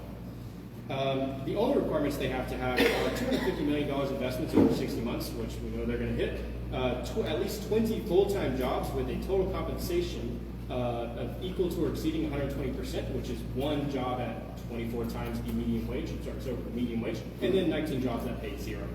There's no guarantee at all in this that they have to provide high-paid jobs. And I know that was one of their points. They also have to be carbon neutral or attain a certification, which is just Energy Star. That's one of the requirements, so they're going to get that. And that's the only requirements. This will exempt them from the Retailer's Occupation Tax Act, Use Tax Act, the Service Use Tax Act, and the Service Occupation Tax Acts, and all locally imposed retailer occupation taxes administered and collected by the department. I'm not an attorney or lawyer or anything like that, so I can look these up and try and figure them out, but it exempts them from a lot of taxes, including purchases and leases and stuff like that. The biggest one, qualified tangible personal property is what all this follows under for the data centers. This, by the way, is section ILCS 605-10-1025 for data center investment. It covers basically everything: climate control system, monitoring systems, software, plumbing systems, electrical, mechanical, cabinets, racks, floors, batteries, cooling systems, and also building materials. As far as I can tell, we don't really have any good way of getting taxes from them. So how are we going to be guaranteed that there's that $65 million? I mean, if that's the honey they want to give us to try and appease us, there's not even a guarantee that we get that by state law. I mean, they're going to get massive exemptions. So has that been looked at? I don't know if this has been brought up. This is only the second time I've been able to come to these meetings. Has anything? Can I speak to that or not? Well, I was going to add a comment to that. So I guess I'm just going to be transparent and honest with everybody. I changed, first I'll start off with the motion. The question on the motion was, why did I make the motion to send it back to committee? And what I felt tonight was right now there's a lot of motions and pressure from both sides, the board and the public, opposed and for it. I know you think, I didn't hear what you said. Can you repeat it? I'm sorry. so I just want to be factual on what's really going on and why I changed my mind and make the motion go back to zoning. Over the past 2 weeks, there has been a lot of public that have been for the data center, just as you guys have been showing up against the data center. Right now, there's also a lot of motions, so should a board be making a decision on emotions or pressure? No, that's why I thought it was fair to go back to the zoning committee, let the board show up, let HUD present, ask the question, because there wasn't really given that opportunity for understanding, and then also with the public versus just doing it here in public comments, because that's how all the meetings have been going, on getting feedback from you guys or the Facebook. But I also want to be factual on what's real and what's not, because there's also been false information put on Facebook. So first, there is a battery storage that is in queue for Latham and other areas. That has been there. Normally this process takes 2 years. When you put into a queue, you have to wait a year or two to hear back from MISO. Can it be done with infrastructure, then Ameren, then go in front of the board? So I know someone said that was a lie. That never came from HUD. It was put out by zoning. I'm just saying unofficially. We were notified by Ameren back in October before HUD or anybody came up, and this isn't sticking up HUD. I just want to put the real truth out there so there's a clear understanding that we're notified unofficially there was a potential battery storage coming. There is legislation that has already been written and will go into effect June 1st that we will not have a choice for battery storage, just like as Mr. Glenn talked about with wind and solar. The second thing is for the property tax. I did talk to our tax assessor. As Mr. Glenn mentioned, Mr. DeRoss is running that things. Right now, what potential look like based on decal, and this is just rough estimates because we'd have to see the design, what concrete, other outbuildings, things like that to get a full assessment. It would look like $245 million in a 15-year period based on a 1 million square foot data center. That is the actual reality of what that revenue would generate as a whole, not counting the taxing districts taking their percentage out of that. But as a whole, if you do the 15-year, it would be $245 million tax revenues. So significantly less than their estimated $65 million. Also, there is the Illinois Data Center Investment Program report. A lot of things that they said that they would try and commit to are already required by the state. So it's not like they're doing something out of the good of their heart. They're just putting in front of state of looking good. Anyways, the important thing. There's a $400 million investment commitment that this. Hold on. I wasn't asked a question. I want to get the real truth out of what we know and what the board members know. I get that. The public on both sides that are opposed for the data center and for the data center. Yes, that sounds a lot more like what this report shows, the much lower amount than the 65. And I could be wrong, this is just what our tax assessor based on decal, which is a smaller, different tax bracket than we all in.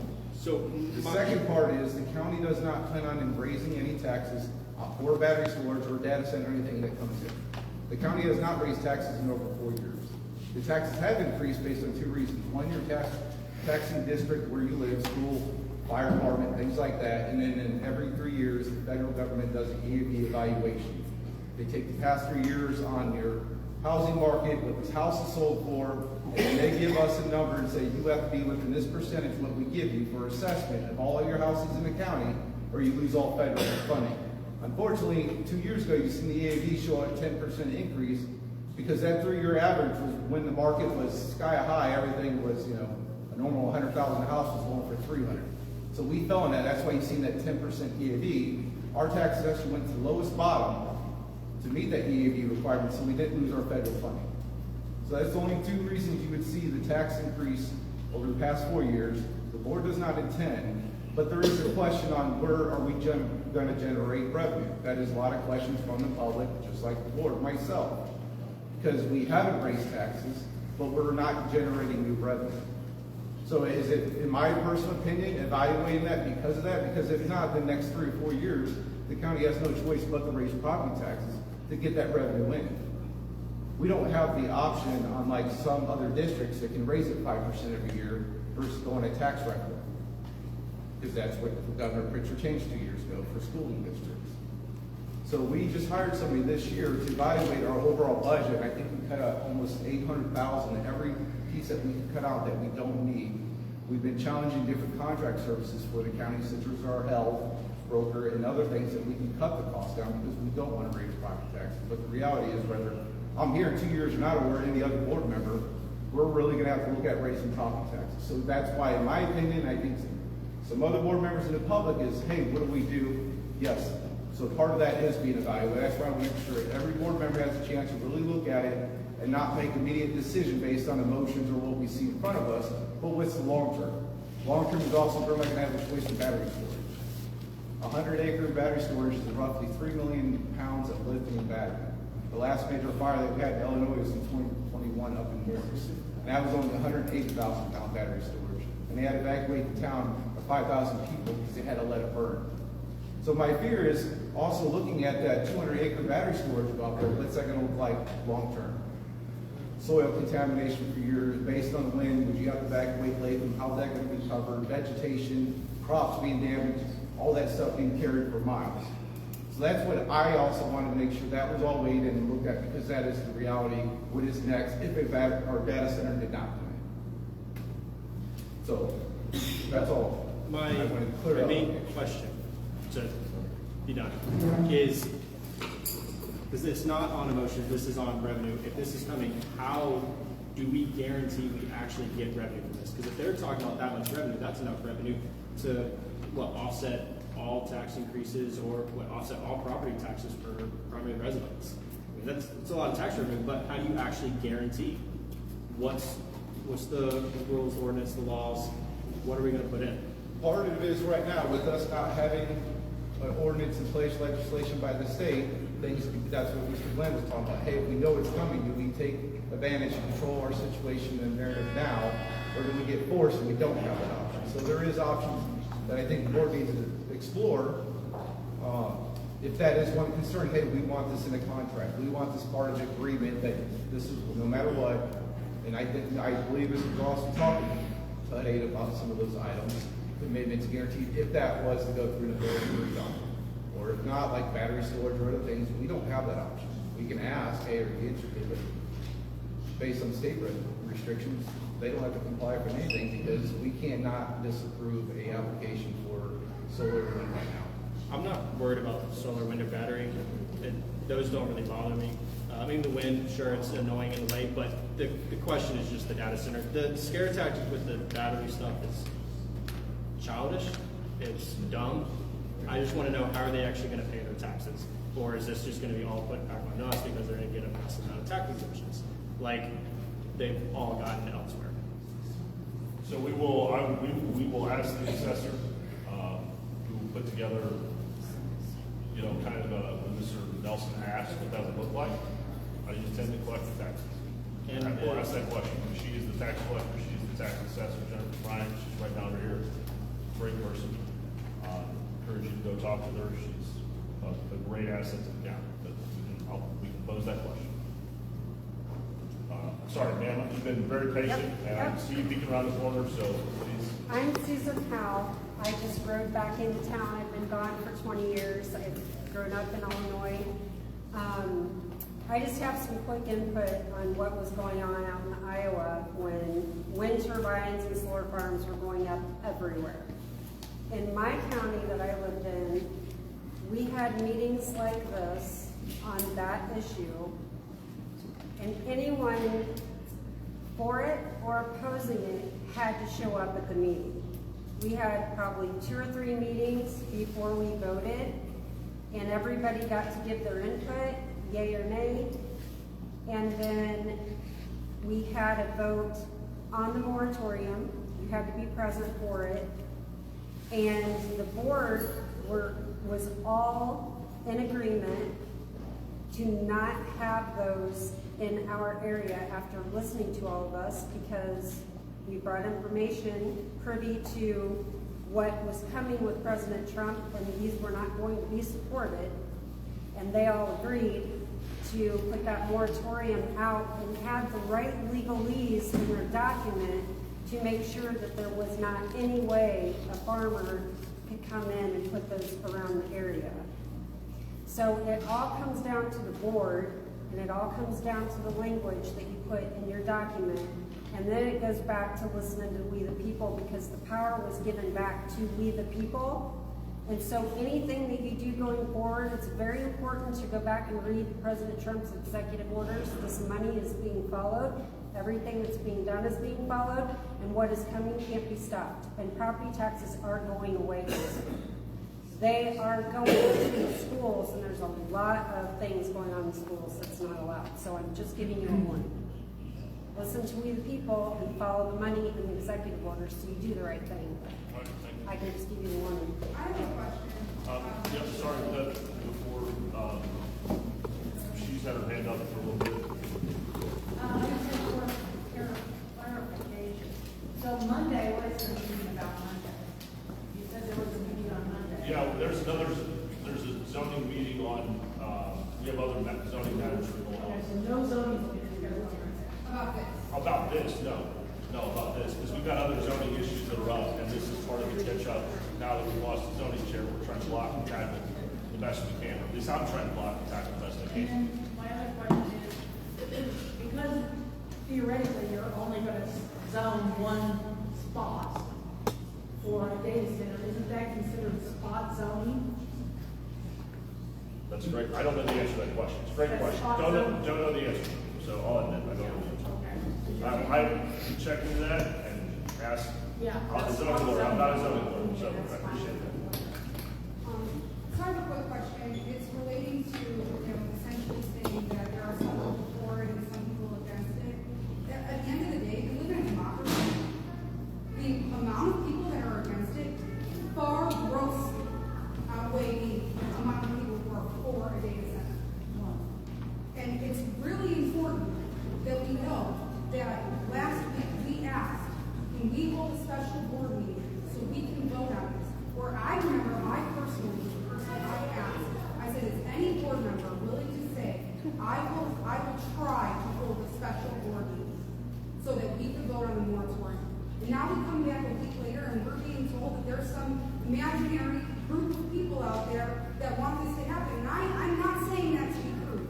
I'm saying that because the group of people don't live here.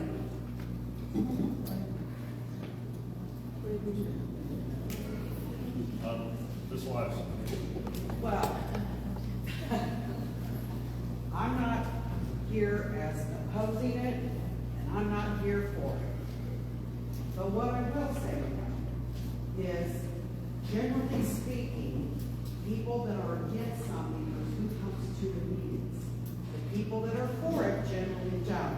So for you to make a blanket statement that there's a lot of people, or not a lot of people, for it, I think it's very misleading to the board, because I'm here to tell you, there are a lot of people. And they should be here with us. But They want to speak up, they should do it. That's what's right. Hey, hold on. We talked about the other side. They're not required to, the same as you are. Do you come to every board meeting on every issue? No, not everybody does. And this lady over here that is interested in running, which I'm sorry? Folks, hey. We talked about being respectful, and everybody had an opinion. Ma'am, I gave the floor to Miss Elias. She's one of our elected officials. She's got her 3 minutes just like everybody else. I want to keep this orderly so we don't go back and forth in debate, because we're not going to hear anything. So the point of this is to have your voice heard. So let's respect each other so we can have your voice heard, and then we can go from there. And ma'am, I see your hand, and I will get you next. Miss Elias, I'm sorry, but go ahead and finish whatever you were going to say. Perfectly fine, I'm happy. I don't want everybody to think that there is nobody for it. You can understand that you're not here, understand you think that, and I'm just telling you, that isn't always necessarily the case. There are people, there are union workers, there are non-union workers that are for it. I'm sorry? So I guess because if I don't take a stand to say I'm against it, then I'm wrong, right? May I speak to that since I have evidence? All right, ma'am in the white coat, I'm skipping both of you. Ma'am in the white sweater, flat jacket, whatever you got on, please go ahead. Do you know the loan plan in question know who owns the land in question? I don't know who owns it. I don't know the name. Okay. So, tax ID numbers, we can probably look it up. I don't know. I can't tell you. Is there a way to put eventually possibly put a restrictive ordinance in place, as restrictive as we may want, and then if someone applies, we have the option to say no consistently, or would the state override that? Yes. Yes. So the question, that's a great question. The question is, if you put in an ordinance and make it as restrictive as possibly can you then say no? So conditional use building permits, they're performance-based specs, zoning law, way before anybody got involved. So if you say you have to meet this condition and someone meets this condition, then they have met that condition. We can't change the rules in the middle of the game, if that makes sense, right? So if an ordinance is drafted and somebody comes up and they say, I met A, B, C, and D, they have met that. Now, we may say, you say you've met A, but we're not so sure because we need more proof or whatever. But we can't then add another condition on it. We can't change the rules, if that makes sense. So, and then the application be denied, supposed to be maybe or just guesstimating, throwing stuff out there, decide they don't want it. I wish our state's attorney here was here to opine on that. That would be a legal question, right? I will tell you that if we lay forth the rules of the game and somebody meets those rules, then they would have an application, right? So the question of whether they met the rules, how they met the rules, whether they met the rules was the way we want them to meet the rules, right? Those are all questions that at that point in time, we would be working with Mr. Howdy on closely. But the general idea is when you lay that out and somebody applies, then they go forward, if that makes sense. And one last thing. Yes.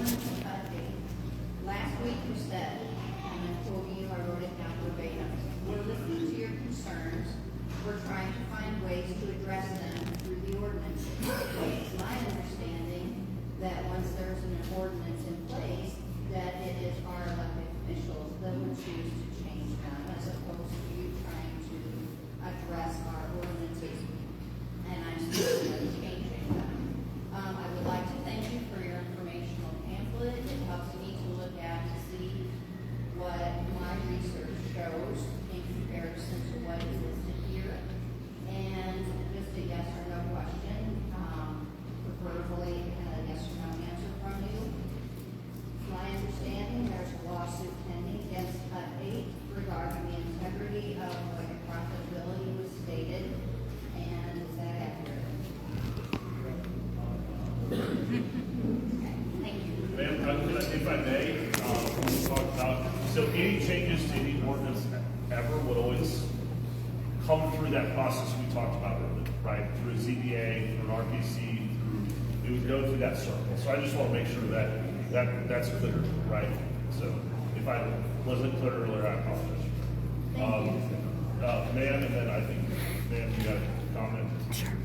Sorry, I got you on the stairs. You're I agree that there are people for and against it, so why not put it on the ballot? That's what I want to say.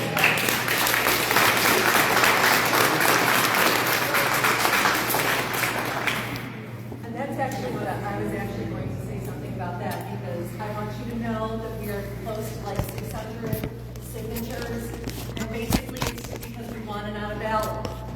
And so we're collecting signatures. Are we spinning our wheels here? Like, is that like a for real option that we can vote on this in November? Like, that to me seems like a no-brainer. Like, we should be able to vote on this. And then everybody has a voice. Not just the people that are showing up to the meeting. Sure, and I just asked Teresa, and I think she has given you information, right? And so we took it and we're running, so we've got almost 600 signatures and we're working towards the 785, or, I'd love to get 3,000 signatures. but like, we're on that. So like, is that a thing? Like, can that really happen? If we get the required amount of signatures? It's like 785. Ish. And we're outside of IGA on Friday. What time? To collect signatures. What time? 11 to 3. Can you repeat 11 to yourself? 3 outside of IGA, we're collecting signatures. But basically, I mean, it's signatures of people that are against it.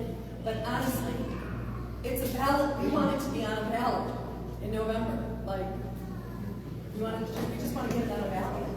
And like a moratorium until we can vote on it.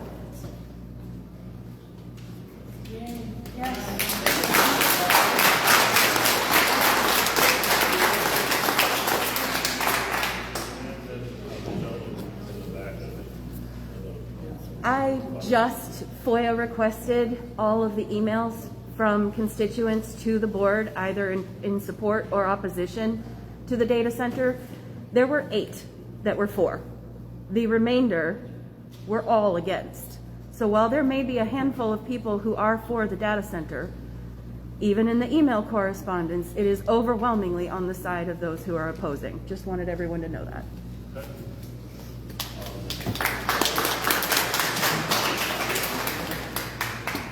So I'll be honest, before if you asked me about a data center, I wouldn't have known much about them. Would have thought a small scale little thing. Even if you explained it a little to me, and you would say, hey, are you in favor of this? I would probably, and I appreciate all of you that are not in labor, that are out to support us, but I got to be transparent here. I don't know if I would be where you are. Because I probably would have just said, yeah, it's going to bring jobs and some tax dollars, and I would have went on my way. So if that was a conversation, you came up and asked me, I agree, you're going to find a lot of people who may be in favor of it if you ask it that way. So when I found out one's going to be 1.9 miles from my house, I decided it's time to educate myself. And once I did that, I said, whoa, now I have a different answer. So, I mean, I think that's fair to say. You can walk up to people. I've asked people, I've talked about it, and they usually, what's the data center? What's the big deal? So, it's kind of a hard thing to judge there. Because the majority of us, we can't possibly take the time to educate ourselves on every single thing out there. So, it's a little bit different. I think what's really important is, the ones that are going to be directly affected by this. And I think it's important that our voices are heard. You got this many people coming out to be against it. I think you could have a whole lot more if, we have lives too. We do appreciate, what the board does. You guys represent us, so we don't have to come out to these meetings. You do a lot. We do appreciate it, but we can't come to every single meeting. And I think if you had like one, I think you'd have a massive turnout. If they knew something was actually going to be accomplished, and not just going to be told, whatever. But anyways, that's the big difference, is the ones that you're going to get to say yes, ask them more questions. Like, why? It's going to be, bring money, we'll bring jobs. But if I bet if you said, did you know this can directly impact the people, that are close? There's a small town, 400 people. They'd probably think a little different then, but they're just missing a lot of details to say, yeah, I'm for that. So that's all I got to say. Thanks. Thank you. Yes, sir. Good evening, Mr. Robert. And this gentleman's going to be 1.1 miles from the, data center. Can you hear me? No, I'll just make sure everybody else can. Oh, So, dang, I thought I was radio. what do you do? Anyway, I wish each board member would look into this. In the area around data centers, there's pollution from data centers. I won't explain all this to you because I know you guys are trying to look it up. But there's an increased rate of cancer and miscarriages around data centers.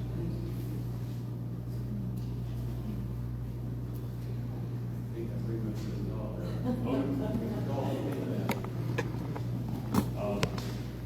Maybe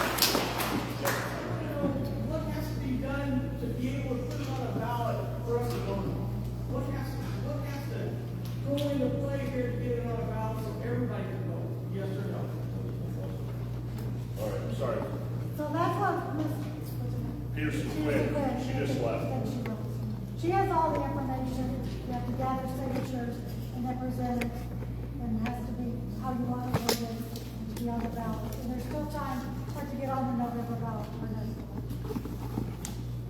We've got it right here if anybody wants to sign it.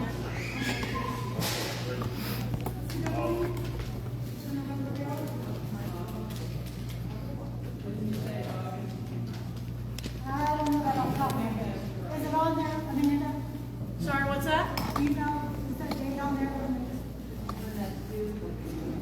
When it's due for the ballot, is the date on it? I had to talk to Kim, who just left, about as far as the date to get it on the ballot. Yeah, so she was asking if it was on the paperwork. Yeah, So, no, it's not. All right, so sometime in August, Ms. Peterson Quinn has the information.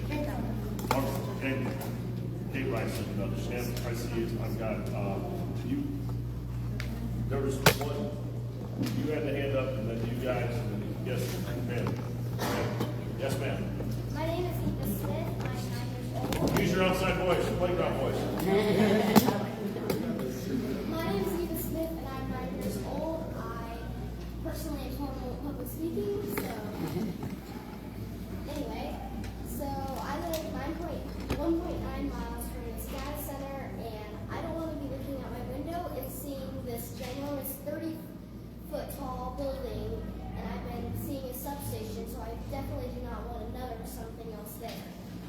That's all I have to say.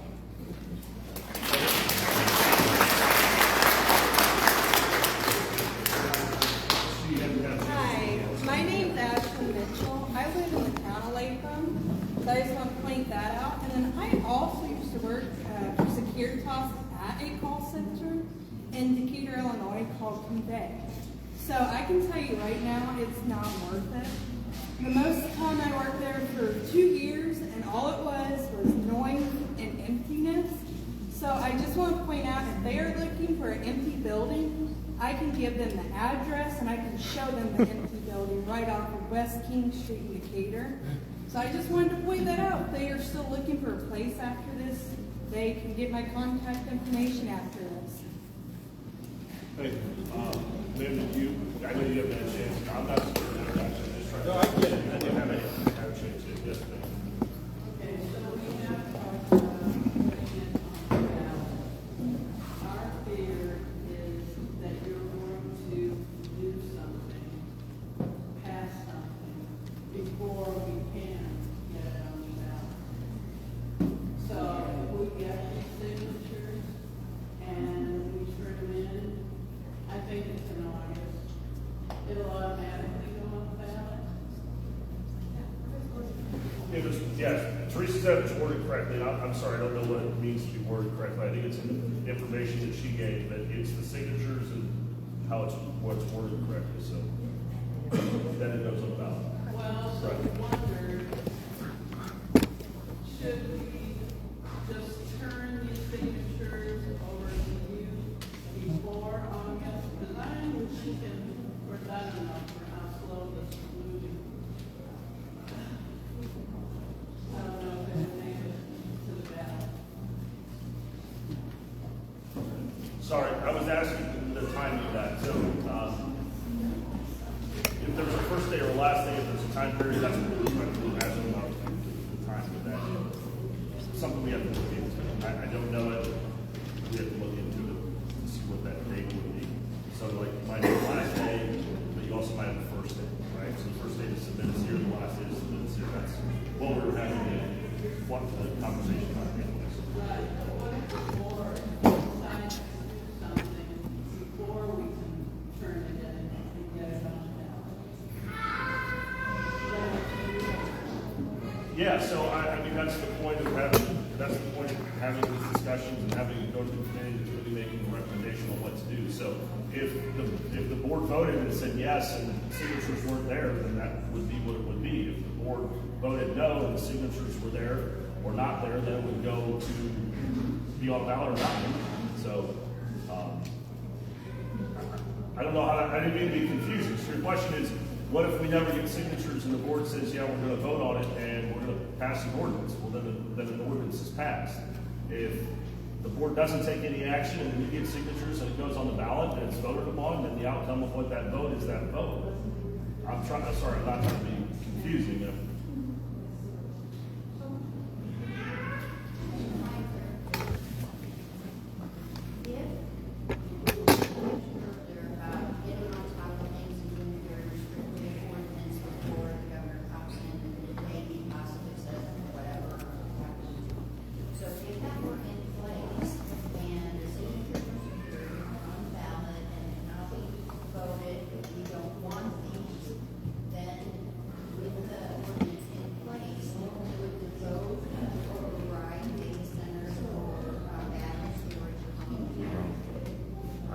That's a great question. I don't have the state's attorney here. I have to ask him the legality of what would need to be recorded on the ballot. Maybe it needs to be no and revoke any ordinances. I don't know. I don't want to opine because I don't want to say the wrong thing. I just don't know the answer.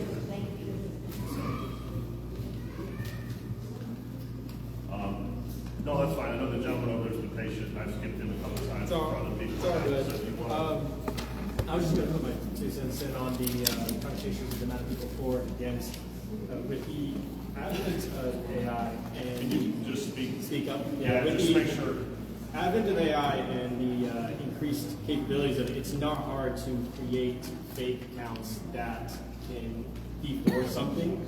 So with that being the case, the only thing that really matters is people's in-person representation. Who's to say there's not data centers elsewhere running bot farms trying to push more data centers in other counties so that, you know, some person can make more money. The only thing that really matters is in-person representation.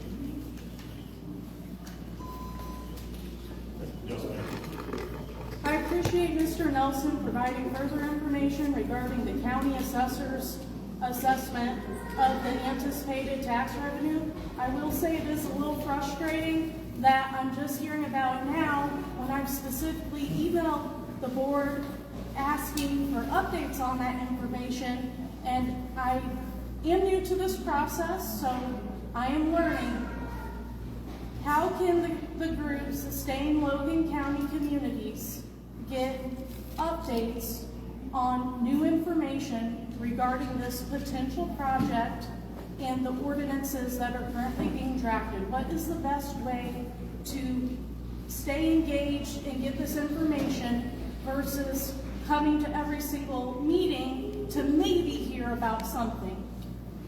So that's what I kind of answered earlier, why I decided to bring the motion to take it back to zoning committee so that we can actually talk about everything. I can't talk what communication was coming out from Mr. Gross to you or the public, but that was the idea, is now trying to get the committee set up, review the draft ordinance, listen to HUD, listen to you guys, and have all that out there so there's transparency, or even emails being asked to make sure it's all to the board, not one individual. So that's what I'm just trying to figure out going forward. That's why I brought the motion to go back to committee so it can actually be fully discussed, get all the answers, the questions that we can get, like tax assessment, what that looks like, tax revenue, ordinance, legislation, versus reading it on Facebook, or word of mouth, or emails, etc.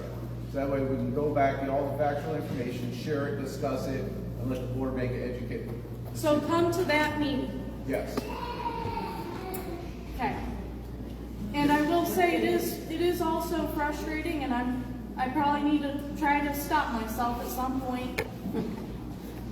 What I kind of heard was, even if these groups keep showing up, well, technically people who are in favor of it, they don't have to show up and make it known. That's kind of a hard pill for me to swallow, quite frankly. And what's the point of us continuing to come if we're being told that it doesn't really matter? Is anybody else frustrated by that? Yes. Yeah.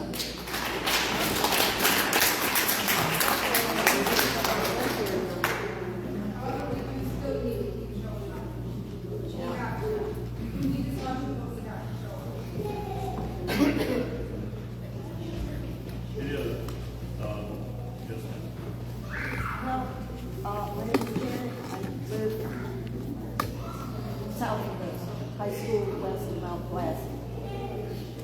I have a lot of things running through my head right now, and I didn't have a pencil to write things down. One concern is you've got a lot of wind and solar projects, and they were supposed to supply the county with a lot of money. Apparently that hasn't been enough to offset all this stuff. And I'm not trying to balance the budget. I mean, we all are in our own homes, but, you know, for the county. So to kind of hear that one more thing might be the thing that helps with the money rings a little hollow, because we've kind of been down that road before. Totally appreciate the public comment time, but what's coalescing in my mind is kind of what some other people have touched on, is it's all really out of our hands. Now, I don't know about, I haven't looked into things as much about the tax incentive and what the governor's going to do or not do, and that's been discussed many times here. And frankly, it's confusing to me. It sounds like somebody said tonight, like they're kind of putting a hold on data centers, like we don't want them. That's not true, because he has stated, I mean, there's a green agenda and he wants this state to meet certain guidelines and stuff that he's got set up by, I don't know if it's 2030 or 2050 or whatever it is. So his end goal is such and such a percentage of this state's energy will come from green energy. So, and the data center is all part of that. No, it's so not. He's obviously supportive of it and pro and pushing it as hard as he can. So when we talk about the ordinances and all the steps that it goes through, but what I'm hearing is we can write as restrictive an ordinance as we want to. But if the state comes back and says, no, that does not comply, as we have heard, with what our guidelines are, it's too restrictive or it's not, so then it has to be written, as you said, on some of the other projects. Some of it had to be changed to agree with the state. So it doesn't matter what, and you said, we had some that was written that was extra restrictive, and the state said that's too restrictive. You have to liberalize it. You have to make it less restrictive. Can I, so just real quick, just if you don't, I don't mean to interrupt, while we're on that point, so it's a temporal timeline. So if we do it before the state acts, we get to keep it. Because it's unlikely that any state law would be retroactive. If we don't do it before the state acts, then we get whatever the state tells us. Well, I understood that we had some written for, what was it, wind or solar? And they controlled those projects that applied during that time. And then when the state said, hey, that's too restrictive, you have to rewrite your statutes or your ordinances, we did. And then every other wind and solar project that applied went through the less restrictive. So for the restrictive ordinance we had at the time, we controlled as much as we could control when those projects applied. But when the state made us change our ordinances, then all the new applications went through the new ordinances. So we have projects in this county that are under our old ordinances and the new state ordinances.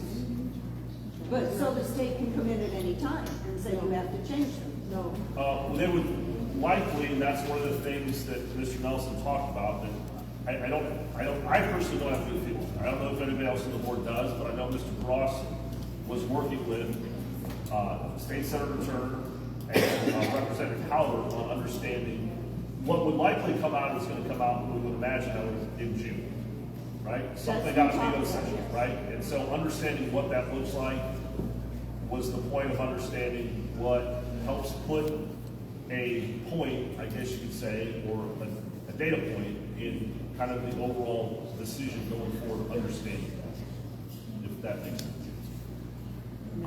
No, that's right. Well, that's just me. Yeah, and I'm not trying to, and I only say that because if the state came out and said we had to be less restrictive after a certain date, then, you know, it may be the case that anybody comes in and does whatever they want, and we can't control it. Where if we try and control it and are restricted, and they come in when we're in charge, then maybe it is the best of a worst-case scenario. Before the state then says going forward, you have to change the rules. So it's still out of our hands, basically. Maybe or maybe not. That's one of the things trying to understand from Representative Turner, Representative Howard, what they think is gonna happen. Well, I think Because I personally, to be honest, I just haven't followed the legislation that much. I don't know. Mr. Ross was doing that for us. Well, and I think Mr. Heinrichs has left, but then it's the whole, and we can write them so that all companies, or what do I want to say, parties, are like, yeah, we could meet that, ahead of time. This is what we're looking at, yeah, we're okay with that. Which we've seen, there's written proof. So,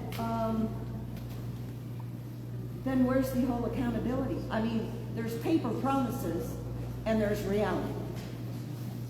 And that's what we're all very concerned about. And we've brought a lot of information about what reality is.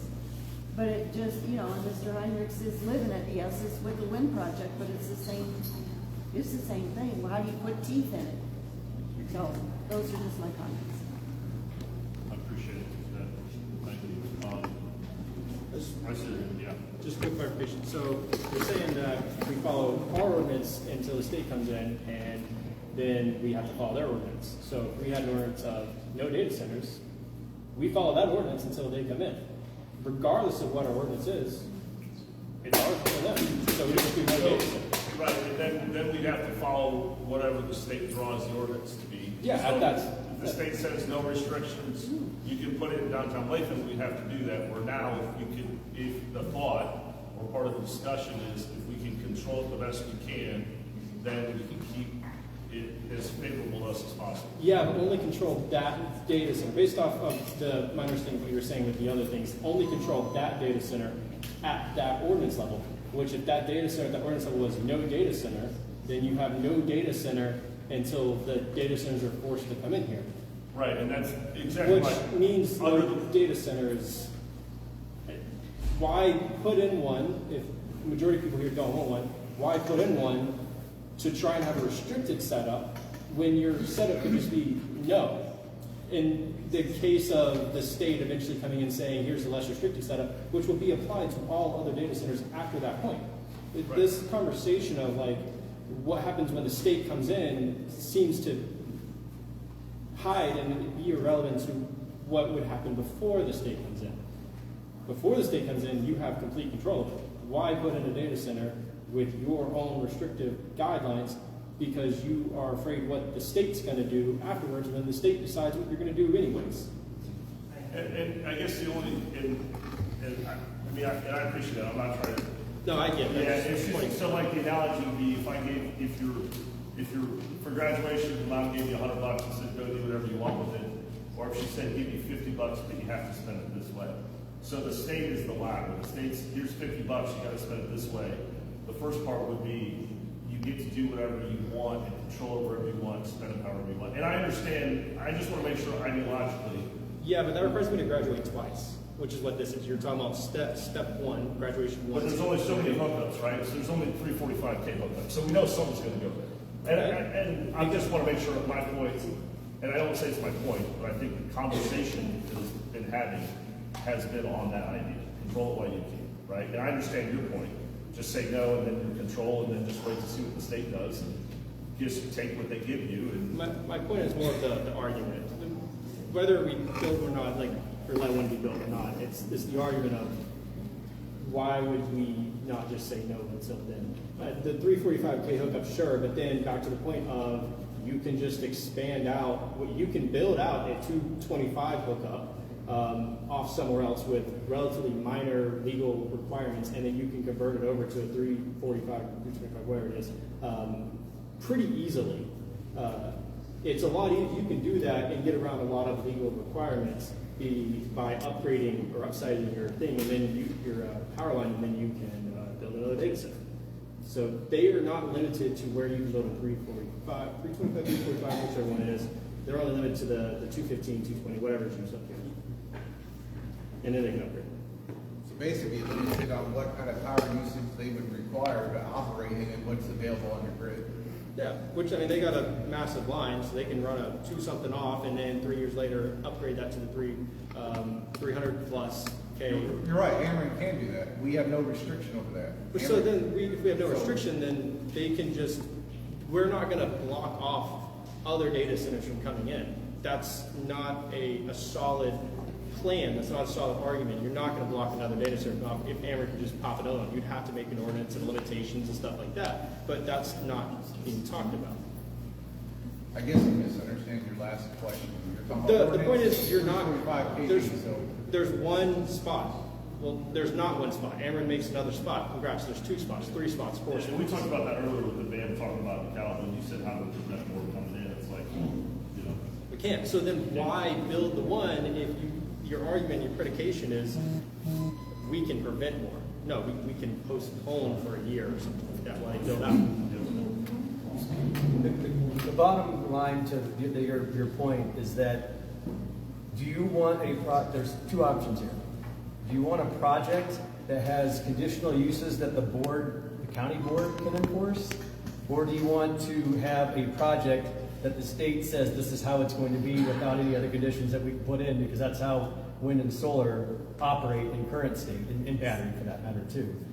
So there's a possibility here, but it's all about timing too, because come June 1st, the Clean and Reliable Grid Affordability Act and HB 4412 come into effect for battery storage in particular, and then they're going to be probably the first to want to occupy that space because they have the right to now do that. Now there's an active project, if you go on the MISO website, it's J2532, that's a real thing, that a battery storage facility or project could actually take place in Latham for that substation. So there's a couple things that you got to factor here on timing. Battery storage buys electricity when it's cheap, sells it when it's high, kind of balances out the grid in some ways. Bottom line, there's something that's going to be there one way or another, whether you want to look at a building or not, and then you got whatever Dale was mentioning about the risk. There's environmental risks to that too. Environmental risks. Most inverter technologies use mineral oil. Yeah, it's a risk, but a lot of the modern inverters are using mineral oil, which, I mean, you can buy it at your Well, I'm not here to debate this. All I'm saying is there's the 2 differences between the projects at hand at the timing of what you're looking at. I just don't want people to be like overly scared of batteries and be like, this is the boogeyman, because that's the way the batteries are being presented. I don't really see the point of talking about batteries, because batteries can go elsewhere. They don't have to go on that high voltage line. They can go on. But there's an active project with MISO that's to be had there. Is that in the exact same spot? You can go on the website and look it up. Is it in the same spot, or is it next exactly the same spot where the substation is? It's next to it, right? It's like right in that area. So I mean, It's next to it. you could build both. I mean, and then typically a battery storage attracts more wind and solar too. That's a fact that you'll have to consider too. When you're weighing the 2 separate projects though, and you're weighing your options, wouldn't you want a project that at least there's more information out there on what could happen to our community with the battery storage versus, you know, I love being an American. I'm proud to say all about where I'm from, but Illinois, you know, we got some things going on here. And if our state, if this governor that we presently have, excuse me, is saying, hey, we're going to pause because we think this might not be actually safe, that says something to me. If that guy says that he thinks it might not be safe, then we might be a little concerned. And we as Logan County residents should be a little concerned about what we're putting in. I agree. And I want to say something.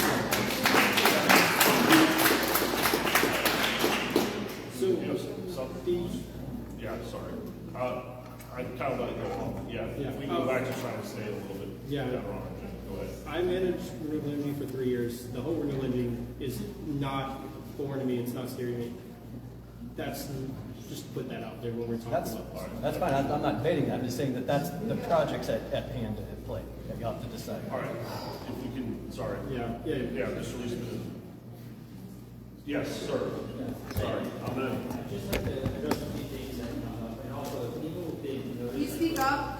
Yeah, sure. I'd like to address a few things that have come up, and also people didn't realize we put a handout at the front get an opportunity to pick one up, I encourage you to. So just quickly, as it relates to battery storage, we've talked a lot about it. I think Mr. Leisman addressed it, but just to be clear, we've never threatened to build battery storage projects. We don't build battery storage projects. We build data centers. There is an active queue position in MISA queue, and on the handouts at the link, it's J2532, you can look it up. POI is the Logan substation. As far as we know, they don't have the land control we have, right? So if we were to leave and landowner who owns the land, because we only have another option, wanting to transact with the battery storage project, who has that key position, is free to do so, and everything that everyone's talked about on June 1st is true. Also, there's a gentleman that talked about the tax revenue. I think we put this primer together because over the past several months, Peter and I have spent a lot of time in this community, and we've heard the concerns about potential data centers. Some of them have been very legitimate, and they caused us to rethink how we develop this project and what we're willing to do to address those. And I want to touch on this because I think they're pretty important. But also, there's a lot of misinformation and assumptions about what this project is and what it's not. And so we put this together, and I'm not going to unpack this whole thing, but there's a frequently asked question, kind of how we do this. We put some sources for you, but also encourage you to reach out to us directly. We're happy to talk to anyone at any time. But the big thing that we want to come out and say is that we're for protections in the conditional use permit process. The big thing is around taxes. We've heard a lot of people say, we don't believe you that the taxes are going to be 65. So I'm telling the board right now, from the public, we are committing to $65 million in taxes across all taxing authorities on an annual basis for 500 megawatt data center.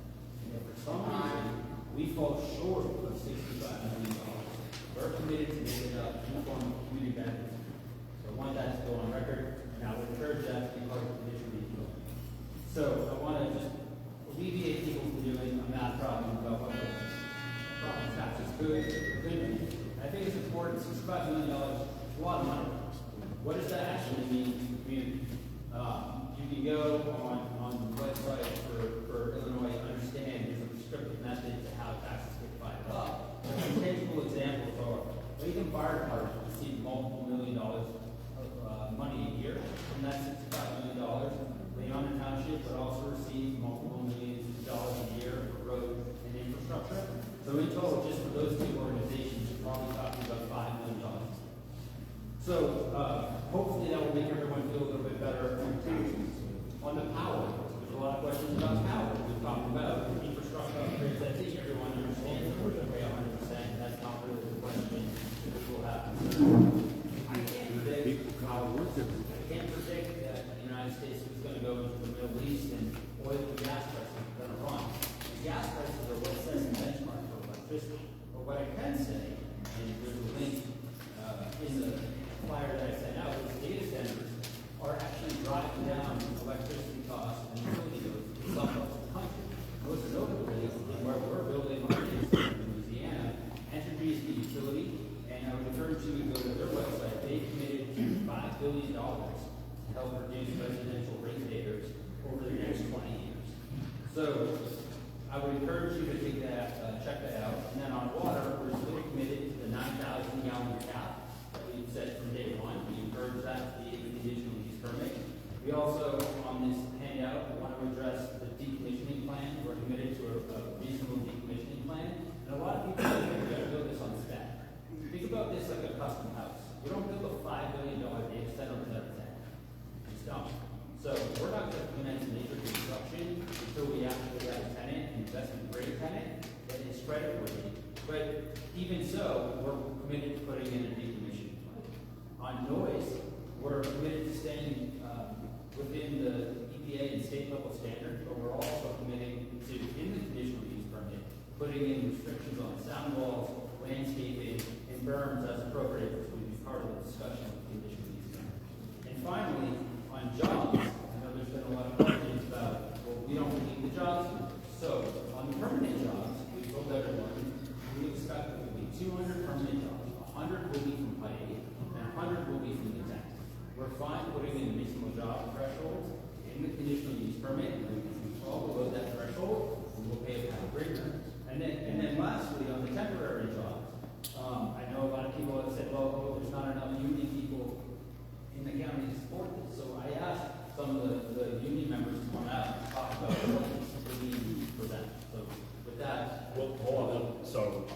if you want to say something, I'll acknowledge you. If you're done, I've got a gentleman here that's got his hand up, and then, yeah, we're still trying to keep this somewhat of order. Like I said, I'm happy to talk to anyone at any time about it. And I appreciate that. Thank you. Thank you, sir. So you're wanting to build this, but you don't have a tenant to staff it yet? What company's gonna run it? Sure, go ahead. Yes, thank you for So, asking. as I've said from day one, we're at the top of the first. I can't even go to a customer and tell them about this project until I have a zoning. They don't want to talk to me until I know that I have a zoning. I'm sorry? That's a good thing. Well, I mean, That makes sense, that's what we're doing here. yeah. We don't want you to build it until you satisfy us that it's the right thing to do. But you can't sell it to anybody until you can assure them it's the right thing to do. Yeah, I need to You have don't want the to sell zoning. us something that nobody even wants yet. I need to have the zoning, and then I need to sign the interconnection agreement, which Amber is gonna tender. And then once we have that, we mark it. But just because the ordinance conditional use permit passes, that does not mean that we're gonna build this. We are in the top of the first. Well, and the other thing is, guaranteeing taxes, the revenue, what your bonds are putting up to back up that. Sure, that's part of the decommissioning plan, and They we put cash up front. Sorry? Cash up front. That, well, usually goes a bond or a letter of credit, or something like that. So where's the letter of credit for? That's part of the conditional use permit process. So you're wanting to do that with the county? No, what he's saying is it's part of the conditional use permit process. So what he's saying is during the conditional use permit process, through like an ordinance or what I was talking about, ZBA, the amount of who that would come from, True Point, like, right? And the amount of that bond, those are all usually things that are set as part of the decommissioning plan, which goes to the zoning board of appeals. That's what he's saying. The county's not writing, county doesn't underfund or write bonds for projects. But what the county does through the ZBA, the zoning board of appeals, is set those requirements for the projects. That's what he was trying to say. Well, we obviously got plenty of people coming in from out of town. No, and I just want, when you looked at me and said, so you're asking the county, I just want to make sure we understood the process. Yeah. That's the proper thing to do. I know, And you said you've already got an option on the land, how big is the option? How long or how many How many dollars? This is strike price? Right. I mean, we don't know disclose that, but we auction the land, and then we strike it, the private contracts with the private. I thought everything else was public information. sir, you had your hand up? Go ahead, please. Thanks. My name is Brett Lovelace. I'm a business representative with Partners, Local 270, Logan County is part of our jurisdiction. Earlier this morning, this email was sent out to all board members. I understand how many emails you all received, and I would like to just, I would be respectful for 3 minutes. I'd just like to read what was sent and address the manpower. So the email goes as follows. As a representative of Logan County residents, I am here to express my sincere gratitude for your continued support of the proposed data center near Logan, Illinois. While these projects are occasionally met with hesitation, they represent an important opportunity for the hardworking men and women of our local workforce. The scale of these projects provides solid work hours and high-paying jobs for the construction trades. For our local contractors, they aren't just buildings, they are the backbone of the local economy. And that allows tradespeople like me to work where we live and support our families without having to travel long distances. It is vital to recognize the competitive reality of this industry. Data center development is not going away anytime soon. It comprises one of the fastest growing sectors of the construction industry, and if we do not build them, somebody else will. Turning down such projects sends a chilling effect through the development community that is Logan County. It is not a hospitable place to do business. By supporting this proposed data center, you are ensuring that our community captures the tax revenue and employment opportunities rather than watching them go elsewhere. Thank you for standing up for the construction workforce and the future of Logan County. So that was the email, and then to address the manpower issue and the local staffing, I'd just like to say that all union contracts have hiring clauses in them that would ensure that we would have to employ local, X amount of local manpower. Between catered building trades, Central Illinois building trades, we represent over 12,000 working members and their families. And if you add in the West Central building trades, which would be based out of Peoria, but very close, that would be an additional 15,000 members and families. So the workforce to build this is here. Thank you, Ben. Thank you. My name is Sharon Moore. I live in Latham. I hate talking in public, but I'm 75 years old. I like to think I'm in good health, no medication, no health problems. But I'd like to know, if you put this in and it causes cancer, it causes CP, whatever, breathing problems, what is my life worth to the board? My health. What's your children's life worth and your grandchildren? Ma'am, you had your hand up. Oh, Yeah. sorry, you had your hand up. I got a question for Sarah. Well, one, I wanted to point out that I'm sure the people that maybe you have conversations with, the war is not really over oil. It's pretty well known by now. It's over shutting down portals. Just like in Greenland, that's what the war is really all about. Anybody that reads the Bible knows what those portals are. The aliens aren't coming in here. 2, is Palantir involved in this? And if not, who is the big companies that are involved? I would like to know all of those that are supporting this. And 3, if you're not from this area, then I think that the majority that live here have more of a voice over what you're trying to bring in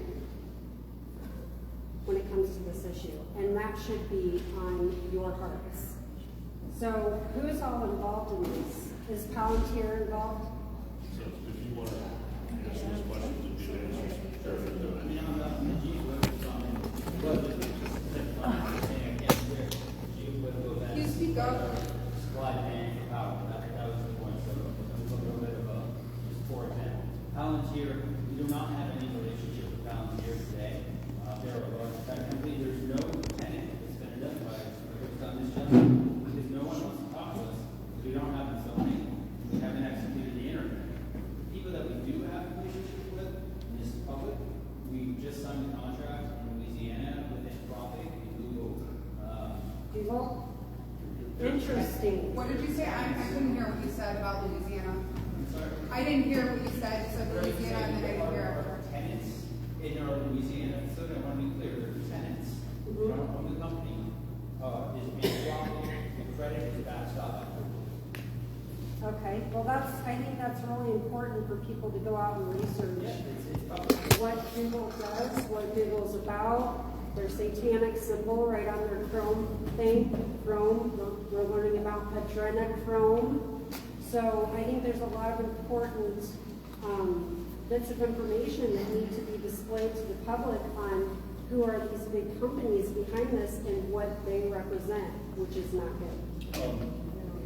Ma'am, you had your hand up. You have your hand up? No, I'm sorry. I thought you did. Sir? Can't hear. Oh, sorry. Can't Yeah. hear. Most people.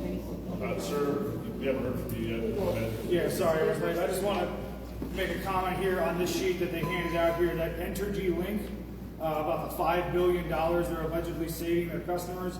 If you click that link, they are not lowering their rates. They are pledging that they won't raise them as high as they normally would over the next 20 years across their entire user base. And that's after several years of rate hikes due to the explosion of the data centers in Louisiana. So it is not $5 billion of savings. They like to throw big numbers around like this. That is not actually what is happening down there. I invite everybody to do their research and actually see that rates have been going up where these AI data centers have been put. They can find isolated cases like this or articles from power companies that are claiming these savings. That is not what is happening on the ground. Yes, correct. And there's a big Anyone else have a hand up for public comment? We appreciate the union workers. This isn't about union versus non-union. The reality is that a lot of these locals are not located here in Logan County, And I think one gentleman during the HUD 8 open house mentioned there's about maybe 500 union workers in the county, Logan County. A lot of those individuals are gainfully employed right now. How many of those folks do you think are going to quit their full-time jobs and go work at a data center for 18 months? Subcontractors from out of town are going to put that building under. We appreciate the unions.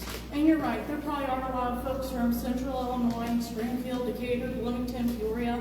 What percentage of man hours, boots in the field, are going to be done by folks who live here in Logan County?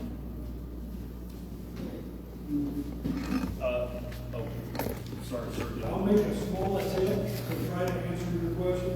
I appreciate that. You can't build a Casey's store or a McDonald's or a brand new library or a school right here in Logan County with 100% Logan County workforce. Exactly. Can't be done.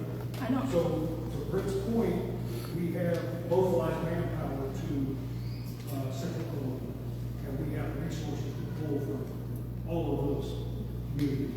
Thank you, sir. Yeah. Yes, ma'am. I will say I also appreciate unions. I walk every year in the St. Patrick's Day Parade in Chicago with my dad and my brother, Local 63 iron workers. What I will tell you though is that despite that, the temporary job that your union will get is not worth this child possibly getting cancer. It is not worth my neighbors in Latham possibly getting cancer. There are jobs. It doesn't have to be this one.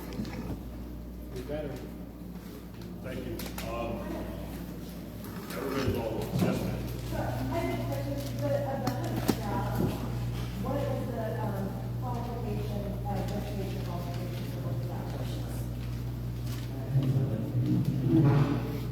I'm sorry. Oh, yeah, if you can answer, sorry.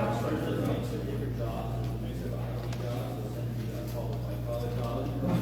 What a lot of people understand that they potential like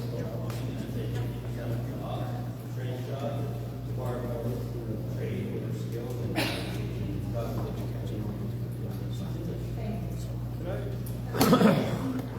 Since this is not a public works job project, is this company required to use union people, or can they just hire anybody they want? Is there a thing that says 90% of your workforce absolutely has to be union within so many miles? Or is there just you can hire whoever you want? Because it's not public works, it's not a law that they have to be union. Yeah. so he's done that project.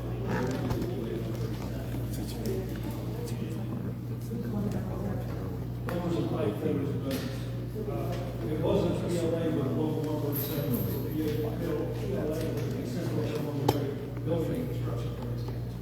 So it includes all of the trades. And you guarantee 100% of jobs. Project labor agreements come with assurances that 100% of the construction. Assurance is not. Guarantee that there will only be union workers. Only union. I wouldn't be standing here today supporting this project if it weren't for projects like that. How many unemployed workers do you have right now that would? Well, ma'am, if we could, we're trying to keep, right? So, Yeah. third hand up. I've got some other people who've been waiting. So, you are saying, 100% of construction jobs, I don't know if you just, we're just saying construction, just thinking, but when you say construction, that's just the building, but that's not the 100 permanent jobs. Are those jobs going to be exempt or non-exempt jobs? Or are they going to be mixed? And what percentage would that be?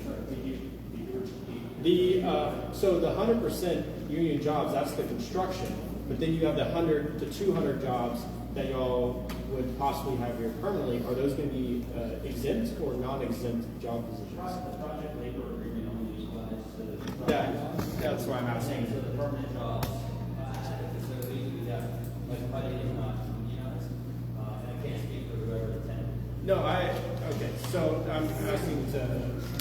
But I think it's important, and I think it's public data, the HUD jobs, they well above the county needs.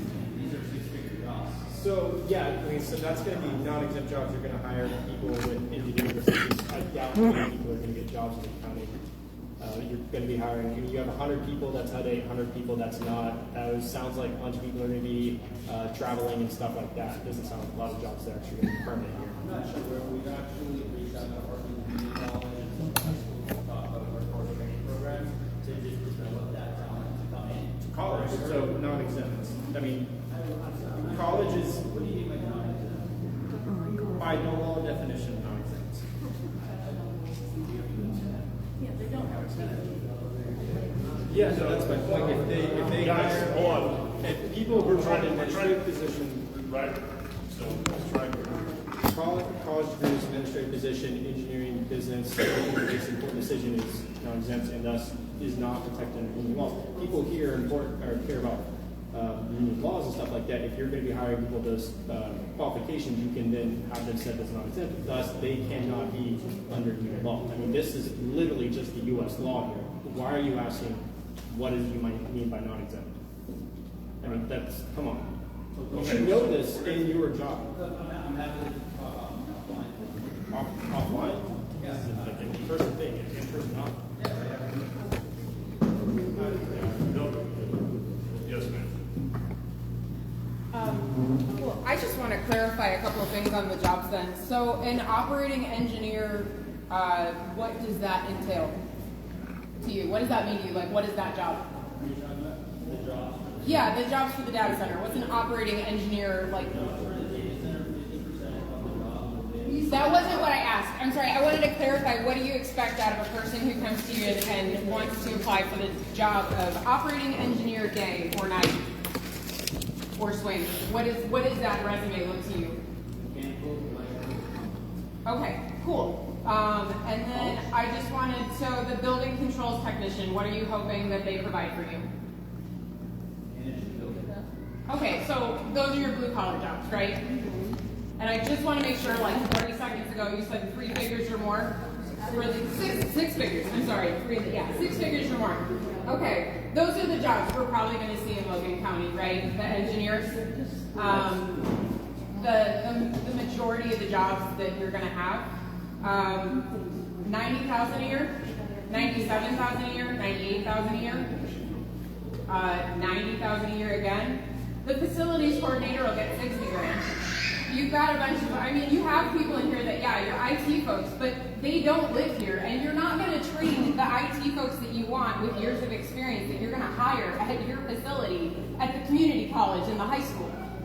That's not realistic. Maybe they'll get those jobs 10 years down the road here when you're still here and half of Latham had to move away and we're all miserable because we can't afford our electricity anymore. But you came in and you gave us a presentation that specifically said $60 an hour is your average, which is $124,000 a year, but you only have I'm gonna make the motion that we close the meeting.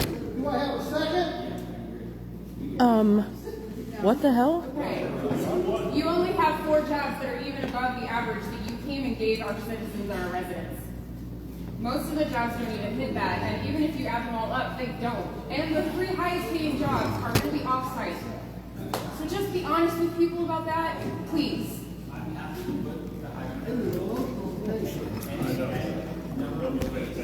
The people are speaking. Anybody else? I'm going to take one last. Is there any other One public last comment? thing, just one last thing. I hear what you're saying, that you're gonna create a pipeline, right? A pipeline from high school. Do we have a question? Not an argument. We have a question. No, this is not an argument. Okay. I heard what he said. You were essentially saying that you're talking with the high school to the Heartland Community College, possibly to a transfer to a 4-year, to create a pipeline from Logan County schools through so that they can get trained in this type of thing that is going to be happening in these type of engineering positions. But what we're saying is that at the end of the day, by the time those kids are able to take those jobs, I have a 15-year-old daughter, by the time she's able to be trained and take that job, because that kind of, I heard that and I was like, oh, wait a minute. But at the same time, she's not going to be able to do it. It's not going to be here for her. And so that's all I have to say. For the unions, you know that not all of the Central Illinois guys are going to get these jobs. They're going to push them out. My brother's going to come down here, and I don't even like him. I don't want him down here. You don't want him down here either. That's all I got to say.